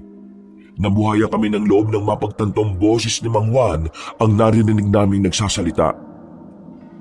Mabuti naman at lumitaw na rin kayo. Hindi na ako mahirapan pang maghanap sa mga salot. Tumagal ng halos 5 minuto. Tumakas na ang mga aswang. Iniwasan nilang kalabanin si Mang Juan na parabang alam ng mga nilalang na yon na ikamamatay lang nila kung hindi sila aalis. Buksan niyo ito! Ako ito, si Mang Juan! Nagmamadali naming inalis ang lamesang nakaharang. Nakita namin si Mang Juan na nagpupunas na ng itak niya. Para bang hindi man lang siya kinabahan. Normal lang ang kilos niya. Ano? Ayos lang ba kayo? Paano mo napalayas yung mga salot na yun? Sinabi ko naman kasi sa inyo, matagal ko na itong ginagawa. Kaya kailangan nyo magtiwala sa akin. Pero, nahanap nyo na ba yung parato? Hindi pa rin eh. Wala kaming mahanap. Kailangan na natin hanapin yun. Nakita nyo naman, bumaba na ang mga swag dito. Ibig sabihin lang nun, alam na ng mga nilalang na yun na nawawala ang parato nila. Kayo ho, may ideya na ba kayo kung anong itsura ng parato? Wala pa rin eh. Basta ang alam ko lang, ha? Natigil ang pag-uusap namin nang biglang makarinig kami ng malakas na sigaw mula sa hindi kalayuan. Mga tinig ng mga kalugar namin na humihingi na ng tulong. Tumakbo kami patungo roon kasama si Mang Juan, pero huli na nang dumating kami. Wala nang malakas na tinig. Inabutan na lang namin na wala nang buhay ang mga tao sa loob ng bahay. Duguan ang sahig. Nakabulagta ang mga naroon.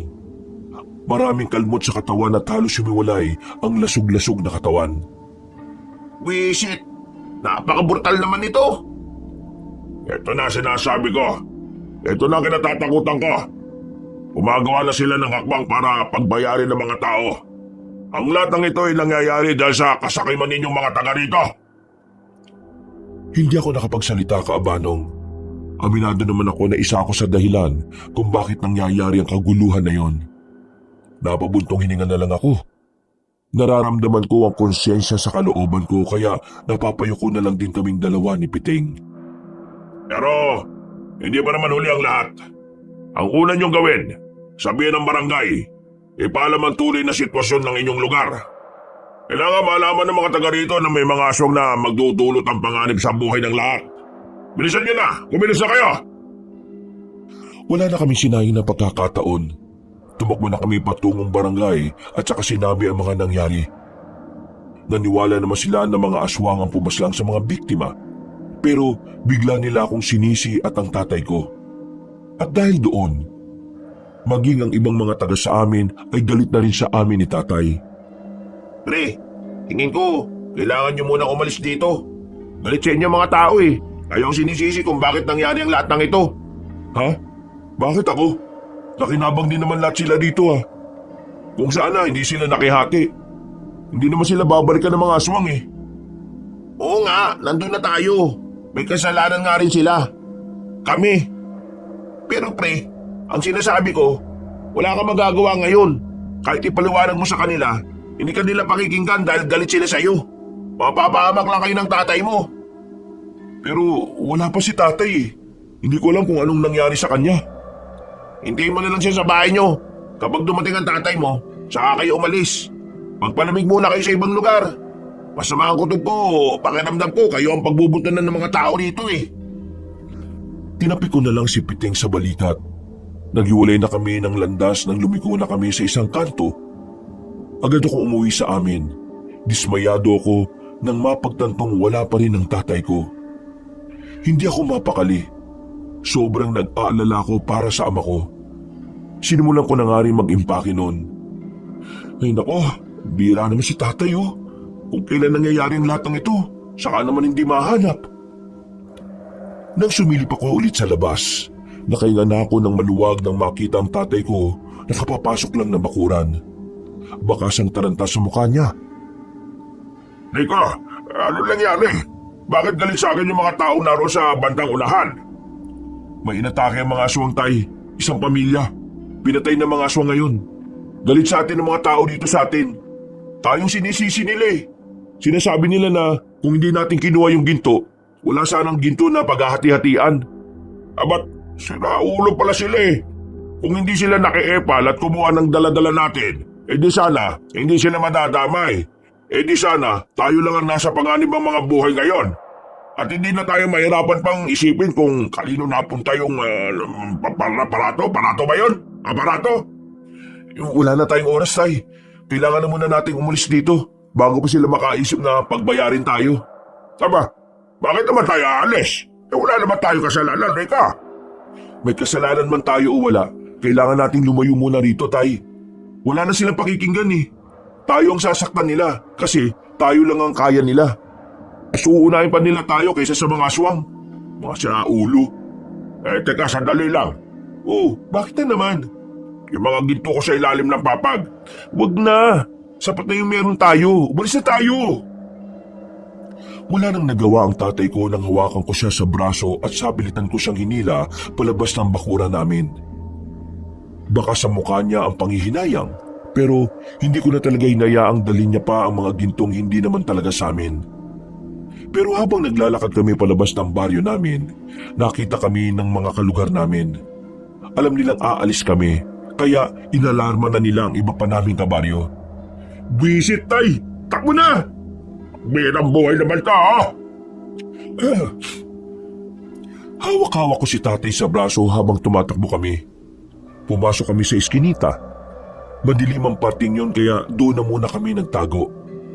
Nang malagpasan na kami ng mga tao, lumuwag ng bagya ang paghinga namin. Pero hindi pa raw natatapos ang lahat.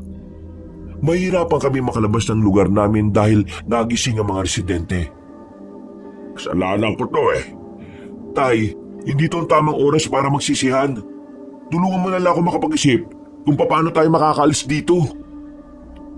Halos 10 minuto rin kaming nakatago sa dilim sa parting yon. Pagsilip ko, wala na ang mga tao. Malayo sila sa amin kaya nilakasan namin ni tatay ang loob. Bilis, Tay! Bilis! Teka, sandali lang naman. Matanda kasama mo. Hindi pa kami nakakalayo. Natanong na namin ang isa pang grupo ng mga residente. May dala silang mga sulo. Hindi ko alam kung kami ba ang tutugisin nila o ang mga aswang. Pero kahit na hindi naman nila kami nakikita, gumilid kami ulit ni tatay. Mukhang mahihirapan tayo, Tay. Kasi ang tanda ko na, mabagal akong kumilos. Kung ikaw na lang kaya mauna, anak. Ha? Hindi ko kayo iiwan, no? Bakit ko kayo iiwanan? Hindi pwede. Matanda na nga ako. Magiging pabigat lang ako sa magtakas mo. Wala akong pakialam kung magiging pabigat ka. Isasama kita kahit dalawa pa tayo mapahamak dito. Talagang hindi mo ako kayang iwan eh, no? Paano na lang kung mawala na ako? Paano ka na? Tay, matatanggap ko naman na kailangan kong mabuhay mag-isa balang araw. Pero hindi ko matatanggap kung mamamatay ka sa kamay ng mga kalugar natin. Mas lalo na sa kamay ng mga aswang. Kaya isasama kita kahit saan. Kung sa bagay, hindi mo nga ako iniwan kahit na wala akong short at hindi pa ako nakakapaghugas ng puwet eh. Baho mo nga tayo nun eh. Buti nakahanap ako ng malapad na dahon. Nagawa pa naming matawan ng mga oras na yon. Pero naging seryoso kami ulit nang matanaw namin na parami na ng parami ang mga taong nagtitipon. Sinisigaw nila ang pagtugis sa mga aswang. Pero sinisigaw din nila ang paninisi sa amin ni tatay. Tama! Ang alin? Kailangan natin makita si Mang Juan. Sino naman yon? Yung albularyo na tumulong sa amin kanina. Matutulungan niya tayo. Saan naman natin nakakalapin ng taong yon? Bahala na. Basta tingin ko, nandito pa rin siya sa loob ng baryo natin, Tay. Paunahin kita makalis dito ha. Magtago ka muna. Dalawang iniiwasan natin eh. Yung mga residente at ang mga aswang. Naintindihan niyo ba ako? Akala ko ba walang iwala tapos mauuna ako? Kailangan ko nga munang hanapin si Mang Juan. Siya ang makakatulong sa atin para makapagtago muna. Kung wala na pala yung Juan na yun dito, ikaw naman ang mapapahamak. Hindi, malakas ang kutob ko na narito pa siya. Kailangan natin sumugal, Tay. Wala na ba talagang ibang paraan, anak? Nag-aalala ako sa iyo eh. Wala na, Tay. Kaya magtiwala ka sa akin. Magagawa ko to. Sa ngayon, isipin muna natin kung paano tayo makakalabas ng baryo. Muli kong sinuyod ng tingin ng paligid. May mangilan-ngilan pa rin akong nakikita. Pero dahil medyo malayo sila sa amin at hindi rin naman nakatingin sa direksyon kung nasaan kami, muli kaming naglakas ng loob ng tatay ko. Marami kaming naglakad papunta sa kabilang banda. Nang makalagpas kami ay binilisan namin ng takbo. Sabay tago ulit nang may makitang paparating. Anak! Oh, bakit, Tay? Nak, sa likod mo! Ano pong nasa likod ko, Tay? Nak, may aswang! Pagharap ko, bigla na lang akong dinamba ng lalaking aswang. Hindi ko napansin na may nag-aabang pala roon. Umibabaw sa akin ang aswang na yon at pilit niyang inilalapit ang bibig niya sa leeg ko. Sinubukan ko siyang suntukin sa ulo, pero masyadong matigas ang bungo niya. Tay, tulungan mo ako! Huwag kang matulala dyan! Natauhan ang tatay ko. Dinampot niya ang 2x2 sa gilid. Hinampas niya ang aswang. Ang kaso nga lang, bigla yung umilag. Ako ang tinamaan sa hita. Pinilit kong tumayo kahit na iika-ika ako. Ang aswang naman ay agad na umakyat sa bubungan. Ilang sandali lang, narinig na lang namin na may mga tao nang nakakita sa aswang na yon. Agad kaming sumiksik ng tatay ko sa sulok ng bahay. Nagkagulo sila dahil sa aswang. Hinabol nila yon habang kami naman kumuha lang ng tamang pagkakataon. Lumabas kami ulit nang masigurong wala ng mga residente. At habang papatakas kami, bigla na lang merong umilas sa aming dalawa papunta sa dilim. Shh! Huwag kayo maingay! Ha? Mang Juan? Sinabi lang huwag maingay eh! Nanahimik kaming dalawa ni tatay. Pinalagpas lang namin ang mga tanod at ang kapitan namin na may mga dalang pamalo. Nang makalayo na sila, ay saka na kami nakahinga ng maluwag. Buti naman natahanap niyo kagad kami. Wala kami ibang matatakbuhan eh. Ikaw lang. Tutulungan ko kayo. Papatayin kayo ng mga yun eh. Sira ulo, di ba? Ikaw pala yung albularyo na tumulong sa anak ko. Rigo, meron pa tayong isang problema. Ano ho yun? May mga aswang dito sa baryo nyo at hindi pa sila umaalis. Hindi ko alam kung kailan sila lalabas at hindi ko rin sila makita. Kung sana magkaisa mga tao na tugisin sila, kakailanganin ko sana ng tulong nila. Hindi ko kaya mga aswang kung mag-isa lang ako. Anong binabalak nyo? Wala akong magagawa. Kailangan muna nating iwan ang baryo na ito. Hindi ko pwedeng isugal ang buhay ko kagad. Kapag ako nawala, wala nang haharap sa kanila. Kaya mag-iisip muna ako ng mas magandang plano. At susubukan ko rin makausap ang iba pang albularyo na samahan ako sa laban kontra sa aswang dito. Yung mga sandaling yun, nagpahinga na muna kami sa kinalalagyan namin. Makalipas lang ang halos 10 minuto ay lumabas na rin kami. Dahil abala na ang mga residente sa pagtugi sa mga aswang, nagawa na namin makalayo roon. Hindi na kami sa pinakabungan dumaan. Pumasok na lang kami basta sa kagubatan. Malakas na rin naman ang loob ko noon dahil kasama na namin si Mang Juan. Nag-aalala ako kay Gary at Piting. Ayos lang kaya sila? Bukas na umaga, sasamahan mo akong bumalik para makibalita. Siyempre, hindi ka dapat magpakilala. Itong dalawang mong kaibigan, kumbinsihin mo na sumama sa atin. Kung sakali man kasing hindi pumayag ang mga kakilala kong albularyo, bubuo na lang tayo ng grupo. Akong bahala sa inyo, tuturuan ko kayo. Tuturuan mo kaming lumaban sa mga aswang? Delikado naman yata yun, Diyos ka. Pero, mas maganda nang matuto kayo lumaban, kaysa naman habang buhay ka lang na umiiwas sa kanila. Kagaya na lang kanina, wala kayong magawa. Kung hindi tayo nagkasama, baka wala na kayo. Baka dinumog na kayo ng mga kalugar ninyo. Baka nalapa pa kayo ng mga aswang. Tay, tingin ko tama si Mang Juan. Kailangan talaga natin matuto. Kung hindi, mamamatay na lang tayo ng walang saysay. Narating namin ang bahay ni Mang Juan sa paanan ng bundok. Halos 1 oras ng lakaran mula sa baryo namin. Simple lang ang tirahan ni Mang Juan pero maaliwalas. Doon na rin kami nagpalipas ng gabi. Sa kabila ng mga nangyari, nakatulog naman kami ni tatay na maayos. Ramdam na ramdam kasi namin ang matinding pagod. Dakong 7:00 na ng umaga nang magising kami. Paglabas namin ng bahay ay nakapaganda na pala si Mang Juan ng pang-almusal namin. Okay na. Maya-maya alis na rin tayo, Rico. Ay, siya nga pala. Kanina madaling araw, nakausap ko na yung mga kapwa ko albularyo. Medyo marami-rami ang pumayag na sumama sa atin. Kaya mamayang gabi, babalikan tayo sa baryo ninyo para magbantay. Sa ngayon, kukuha na muna tayo ng update doon.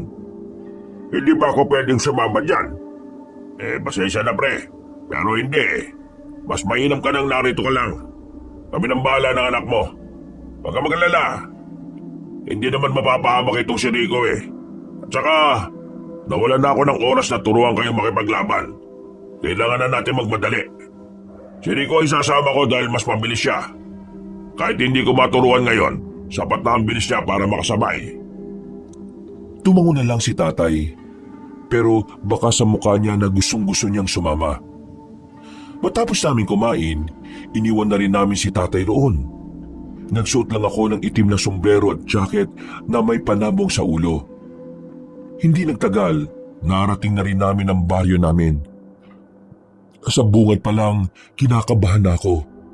Lalo na nang marinig ko ang mga nag-iiyakan. Nadaanan namin ang mga bangkay ng biktima ng mga aswang. Hindi lang pala yung pamilyang nakita namin ang biniktima ng mga nilalang na yon, kundi mas marami pa. Huwag ka magpapalata. Kalma. Kumilos ka lang ng normal. Kapag nakilala ka nila, siguradong todas ka. Nakikita mo naman kung paano sila maging emosyonal. Nakayuko lang ako habang naglalakad kami. Nilalakyan ko na lang ang hakbang para malagpasan namin sila. Nang matanong ko na ang bahay nila Piting, tumakbo na ako palapit. Piting! Halika dito! Tarantado ka talaga. Bakit ka pa bumalik dito? Hindi ba sinabi ko sa inyo na galit na galit sila sa inyo ng tatay mo? Kayo ang sinisisi ng pagkawala ng maraming buhay dito. Oo, alam ko yun. Alam mo naman palang sinaulo ka, bakit bumalik ka pa? At kasama mo pa pala si Mang Juan. Nandito kami dahil kailangan naming makibalita. Pwede bang pumasok sa bahay ninyo? Bilisan nyo, abang wala pa sila nanay at tatay. Dali! Pare, anong balita rito bukod dun sa mga nabiktima? Patapos manggulo yung mga aswang kagabi, lumabas sila at kinausap si Kapitan. Matandang babae leader nila. Pinapahanap nila kay Kapitan yung parato. At kapag hindi raw nahanap ang parato bago mag alas 9 ng gabi, lahat daw ng tao rito mamamatay. Yung ibang residente rito, kaalis lang kanina. Pero marami-rami pa rin ang nanatili rito. Sila nanay at tatay. Pagbalik nila mamaya, mag-iimpake na rin sila. Aalis na rin kami rito bago pa kami mamatay. Mas maganda na magsilayasan na mga tao rito bago pa mangyari ang kinatatakutan ng lahat. Pero ayaw ng iba umalis eh. Halos 80% pa rin ang matatabang at gustong labanan ng mga aswang. Kahit si Kapitan, matigas din ang ulo niya. Akala niya kakayanin nila yung mga aswang eh. Kung makita niyo lang kagabi kung paano sila pumaslang, brutal. Tapos ang bibilis pa nilang gumapang at ang tataas tumalon. Paparating dito mamaya mga kasama kong albularyo. Tutulong sila sa mga tao rito. Pero kailangan ko pa rin ng koordinasyon ng mga tao rito. Kung hindi sila makikinig sa akin, siguradong walang mangyayari. Mamamatay tayong lahat. Kailangan natin ng matalinong taktika. Kailangan ko sila makausap. Anong plano niyo, Mang Juan? Dito ko lang, Rico. Piting, itago mo muna siya rito. Kakausapin ko lang si Kapitan. Umalis si Mang Juan. Naiwan ako roong nilalamon pa rin ng kaba. Para akong kriminal na nagtatago kahit na wala naman talaga akong kasalanan. Inabutan ako ni Piting ng kape. Pero sa halip na kumalma, mas lalo lang akong ninervyos. Si Gary pre, kumusta? Ayos lang ba siya? Ayos lang ba yung pamilya niya? Oo, ayos lang naman. Duman ako kanina dun eh. Wala naman nasaktan sa kanila. Gusto ko siya makausap. Huwag ngayon pre. Yung nanay at tatay nun, kayo sinisisi sa lahat ng mga nangyari. Kapag nakita ka nun, yari ka. Tawagin mo kaya, papuntay mo dito. Hindi pa rin pwede. Kahit ako, umiiwas din ako lumabas-labas eh. Alam ng mga tao na magkakaibigan tayo. Kaya yung iba, tinatanong ako kung alam ko kung nasaan ka. Ay nako, pasensya na pre ha. Mukhang nadadamay pa kayo sa gulong ito. Mukha ba? Hindi nyo naman kasalanan eh. Isa pa, damay naman talaga tayong lahat kasi nakinabang din naman kami. Kung tutusin, wala silang karapatan na sisihin kayo ni Mang Rene. Dahil sa kasakiman, nadamay sila. Pero dahil din sa kasakiman namin, kaya nangyari to. Kami nagdala rito ng mga ginto eh. Basta, naniniwala akong wala kayong kasalanan. Ilang oras kaming naghintay sa pagbabalik ni Mang Juan. Nalaman na lang ni Piting na hirap na pala si Mang Juan na pakiusapan ng mga tao. Hindi siya pinakikinggan dahil hindi naman siya taga roon. Sa kakahintay, nakaidlip na ako at nagising lang ako nang kalabitin ako ni Piting. Huy, walang iya. Bakit ngayon mo lang ako ginising? Sabi ni Mang Juan, hayaan lang kita matulog kanina eh. Teka, ibig sabihin inabutan ako dito ng magulang mo? Huwag ka mag-alala, hindi ka naman nila nilaglag. Naniniwala pa rin sila na wala kayong kasalanan ni Mang Rene. Si Mang Juan nasaan? Maya-maya babalik na rin yon. Hindi pa siya tapos eh. May mangilan-ngilan na siyang nakumbinsi pero kakaunti pa rin. Ay ako, wala akong magawa. Dapat kasama niya ako eh. Huwag ka na nga makulit. May progreso yung ginagawa niya. Huwag mong sirain. Lalabas lang tayo dito kapag dumating na siya. Halos kalahating oras pa kaming naghintay. Sumapit na ang alas 8 at maya-maya pa, nakarinig na kami ng malakas na sigawan. Sinasabayan yun ng mga angil na mga mababangis na nilalang. Yun ang hudyat ng kaguluhan. Kinuha ko na kagad ang itak na daladala ko. Hindi pwedeng nagtatago lang ako dito. Lumabas ako ng bahay nila Piting Kabanong. Wala na akong pakialam kung makita ako ng mga kalugar namin. Ang nasa isip ko lang ng mga sandaling yon ay matulungan si Mang Juan sa pakikipaglaban sa mga aswang. Doon nanggagaling yung angin ng mga aswang! Kinumbok namin ang direksyon na tinuro ni Piting. Pagdating namin doon, nakita namin ang mababangis na nilalang na kinakalaban na ng mga tao. Walang kalaban-laban ng mga naroon. Unti-unti silang nalalagas habang pinagpipiestahan ng mga aswang ang katawan nila. Sa isang iglap, ang tapang na inipon ko ay bigla na lang nawala. Parang naglaho ang lakas ng loob ko. Nanlambot bigla ang tuhod ko. Natulala, nabalisa. Hindi ko na alam ang gagawin. Pre, naririnig mo ba ako? Sabi ko, hindi natin kakayanin ng mga yan. Kailangan muna natin hanapin si Mang Juan at hintayin ang mga kasamaan niya. Oo, naririnig kita. Ayos ka lang ba? Uy, relax ka lang. Anong gagawin natin? Hanapin nga muna natin si Mang Juan. Hindi ka pa rin ba matauhan? Eto, amuin mo. Visit ka, baw. Ano yun? Amuin ang pet ko. O di ba, naimasmasa ka na? Sumunod ka na lang sa akin, dali! Maingat kaming naglakad ni Piting habang nangyayaring kaguluhan sa pagitan ng mga aswang at ng mga tao. Hinahanap namin si Mang Juan pero dahil malaki ang baryo namin, hindi namin agad siya makita. Pagliko namin sa isang iskinita, napatigil kami nang meron na kaming makasalubong na isang aswang. Naglalawa sa laway ang bibig nito. Nanlilisik din ang mga mata. Palagay ko, masarap na pagkain kami sa paningin niya. Bigla siyang umatake. Nagkatulakan pa kami ni Piting. Kaya hindi pa nakakalapit ang aswang. Nakabalandra na kami. Napatigil ang aswang sa gulat dahil sa ginawa namin. Sinamantala namin yung para agad na makabangon.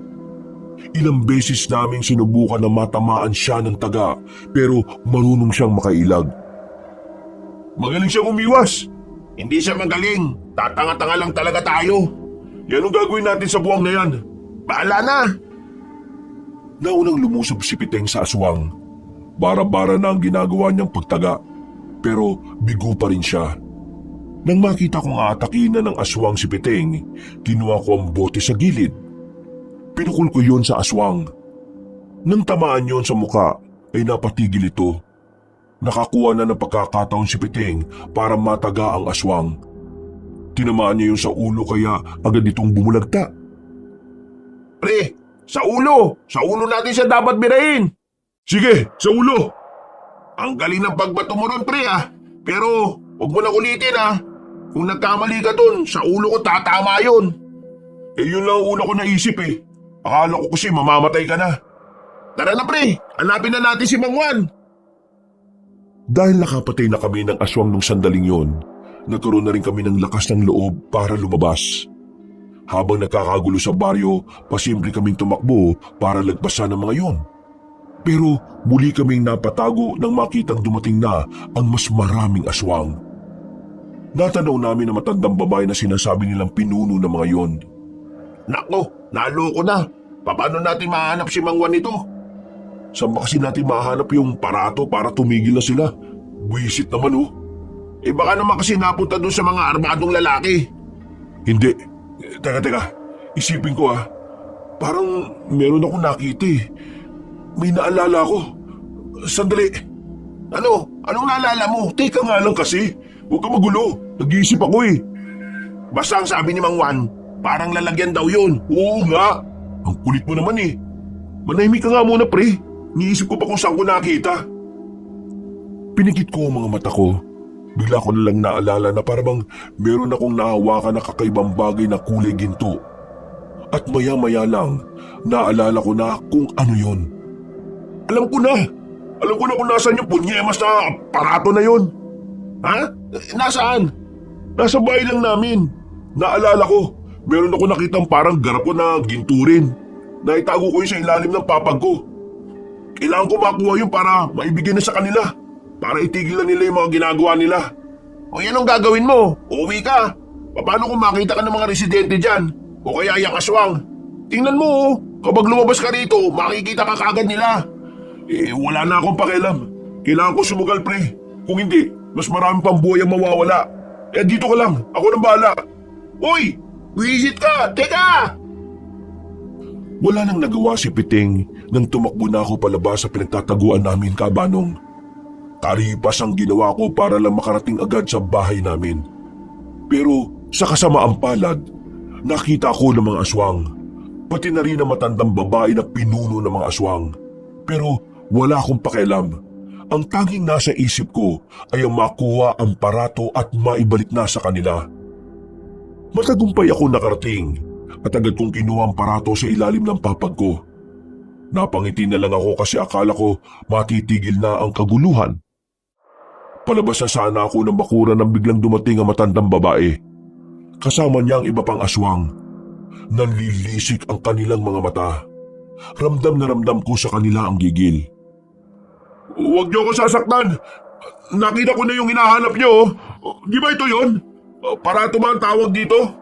Ito binabalik ko na.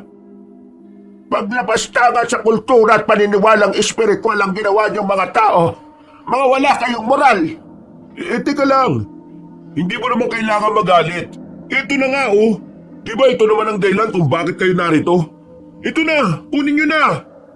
Kahit ibalik mo ang parato, hindi nyo na may babalik ang sinira niyong dangal na mga namayapa naming mahal sa buhay. Niyurakan ninyo ang kanilang mga kaluluwa.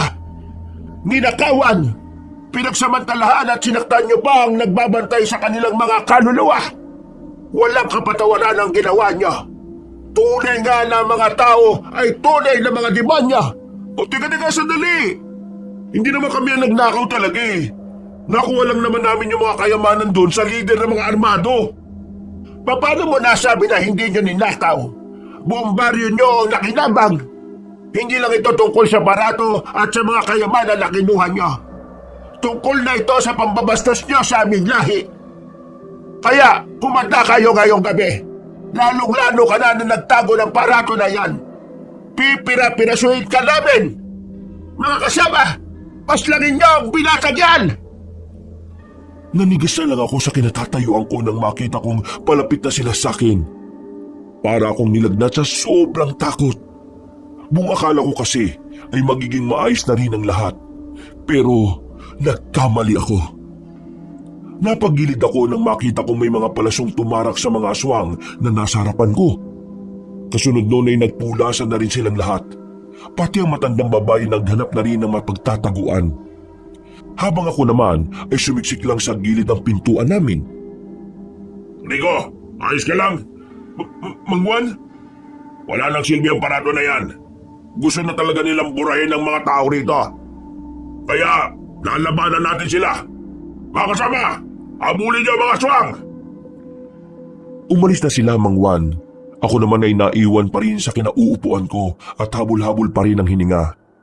Nanlalambot pa rin ang tuhod ko ng mga sandaling yun. Ramdam na ramdam ko pa rin ang takot. Pumasok ako sa bahay. Hindi ko makalma ang kalooban ko kaya naisipan kong uminom na lang ng tubig. Pero laking gulat ko nang makita ko na ang matandang aswang sa loob. Hinintay lang pala niyang makaalis si Mang Juan. Ha? Paano? Paano ka nakapunta dito? Akala mo may hahayaan kitang mabuhay. Ikaw ang dahilan kung bakit may gulo. Ikaw ang may pasimuno ng lahat. Hindi totoo yan. Kung ano man ang mga narinig mo sa mga tao dito, mali yun. Wala akong tiwala sa mga tao, kaya wala akong pakikinggan sa sasabihin mo. Humanda ka. Ako mismo ang lalapas sa... Sandali lang! Nagulat na lamang ako nang biglang lumabas si tatay mula sa kusina. Bitbit niya ang isang tabo ng asin. Sinaboy niya yon sa matandang aswang at dahil sa ginawa ng tatay ko, halos mangisay-ngisay ang aswang na yon. Parang napapaso ang balat ito base sa nakikita namin ni tatay. Walang yakang aswang ka. Wala kang karapatang pagbantaan ng buhay ng anak ko. Buong akala namin ay mamamatay na sa asin ng matandang aswang. Pero makalipas lang ang halos 2 minuto, nakarecover siya kahit nalapnos ang balat niya. Talagang ginagalit niya ka. Anong akala niyo sa akin, mahina? Mamamatay lang sa asin. Mga hibang! Kinuha ko na ang itak sa gilid. Kahit na alam kong hindi ko kakayanin ng aswang na yon, humarang pa rin ako kay tatay para ako humarap.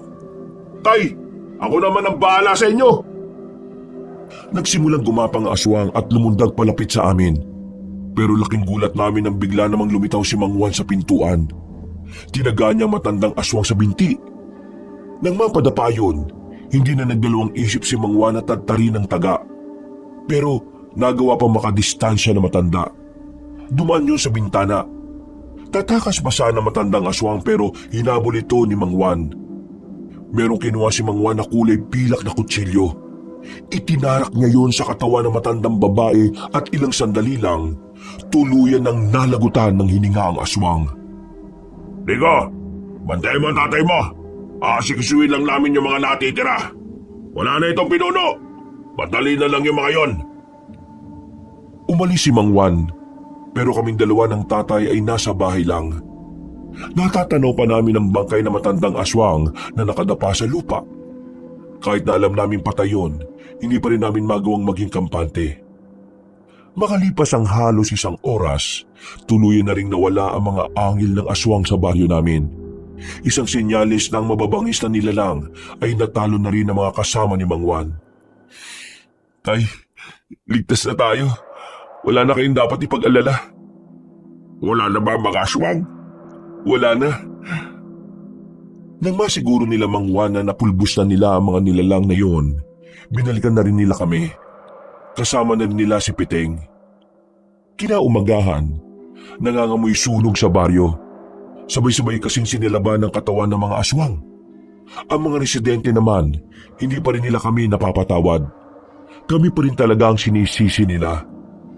Kahit na anong paliwanag namin sa kanila, ay galit pa rin sila sa amin. Ang maganda nga lang sa nangyari, hindi na sila marahas. Kaya naman, para makapamuhay kami ng tahimik ng tatay ko, naisipan na lang naming manirahan sa bayan. Sigurado na ba kayo? Hindi na talaga magbabago ang isipan nyo? Alam nyo naman, hindi na kami matanggap ng mga tao rito.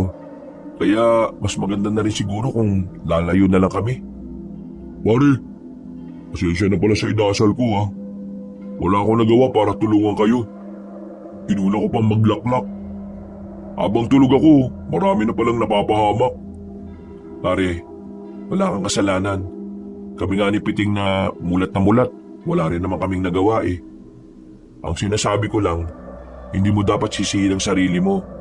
Wala namang may gusto sa nangyari eh. Basta kayong dalawa, magpapakabait kayo ha. Makikita pa rin naman tayo eh. Pwede naman kayong pumunta sa amin kapag may oras kayo. Kailangan lang talaga namin itong gawin para na rin sa katahimikan nila.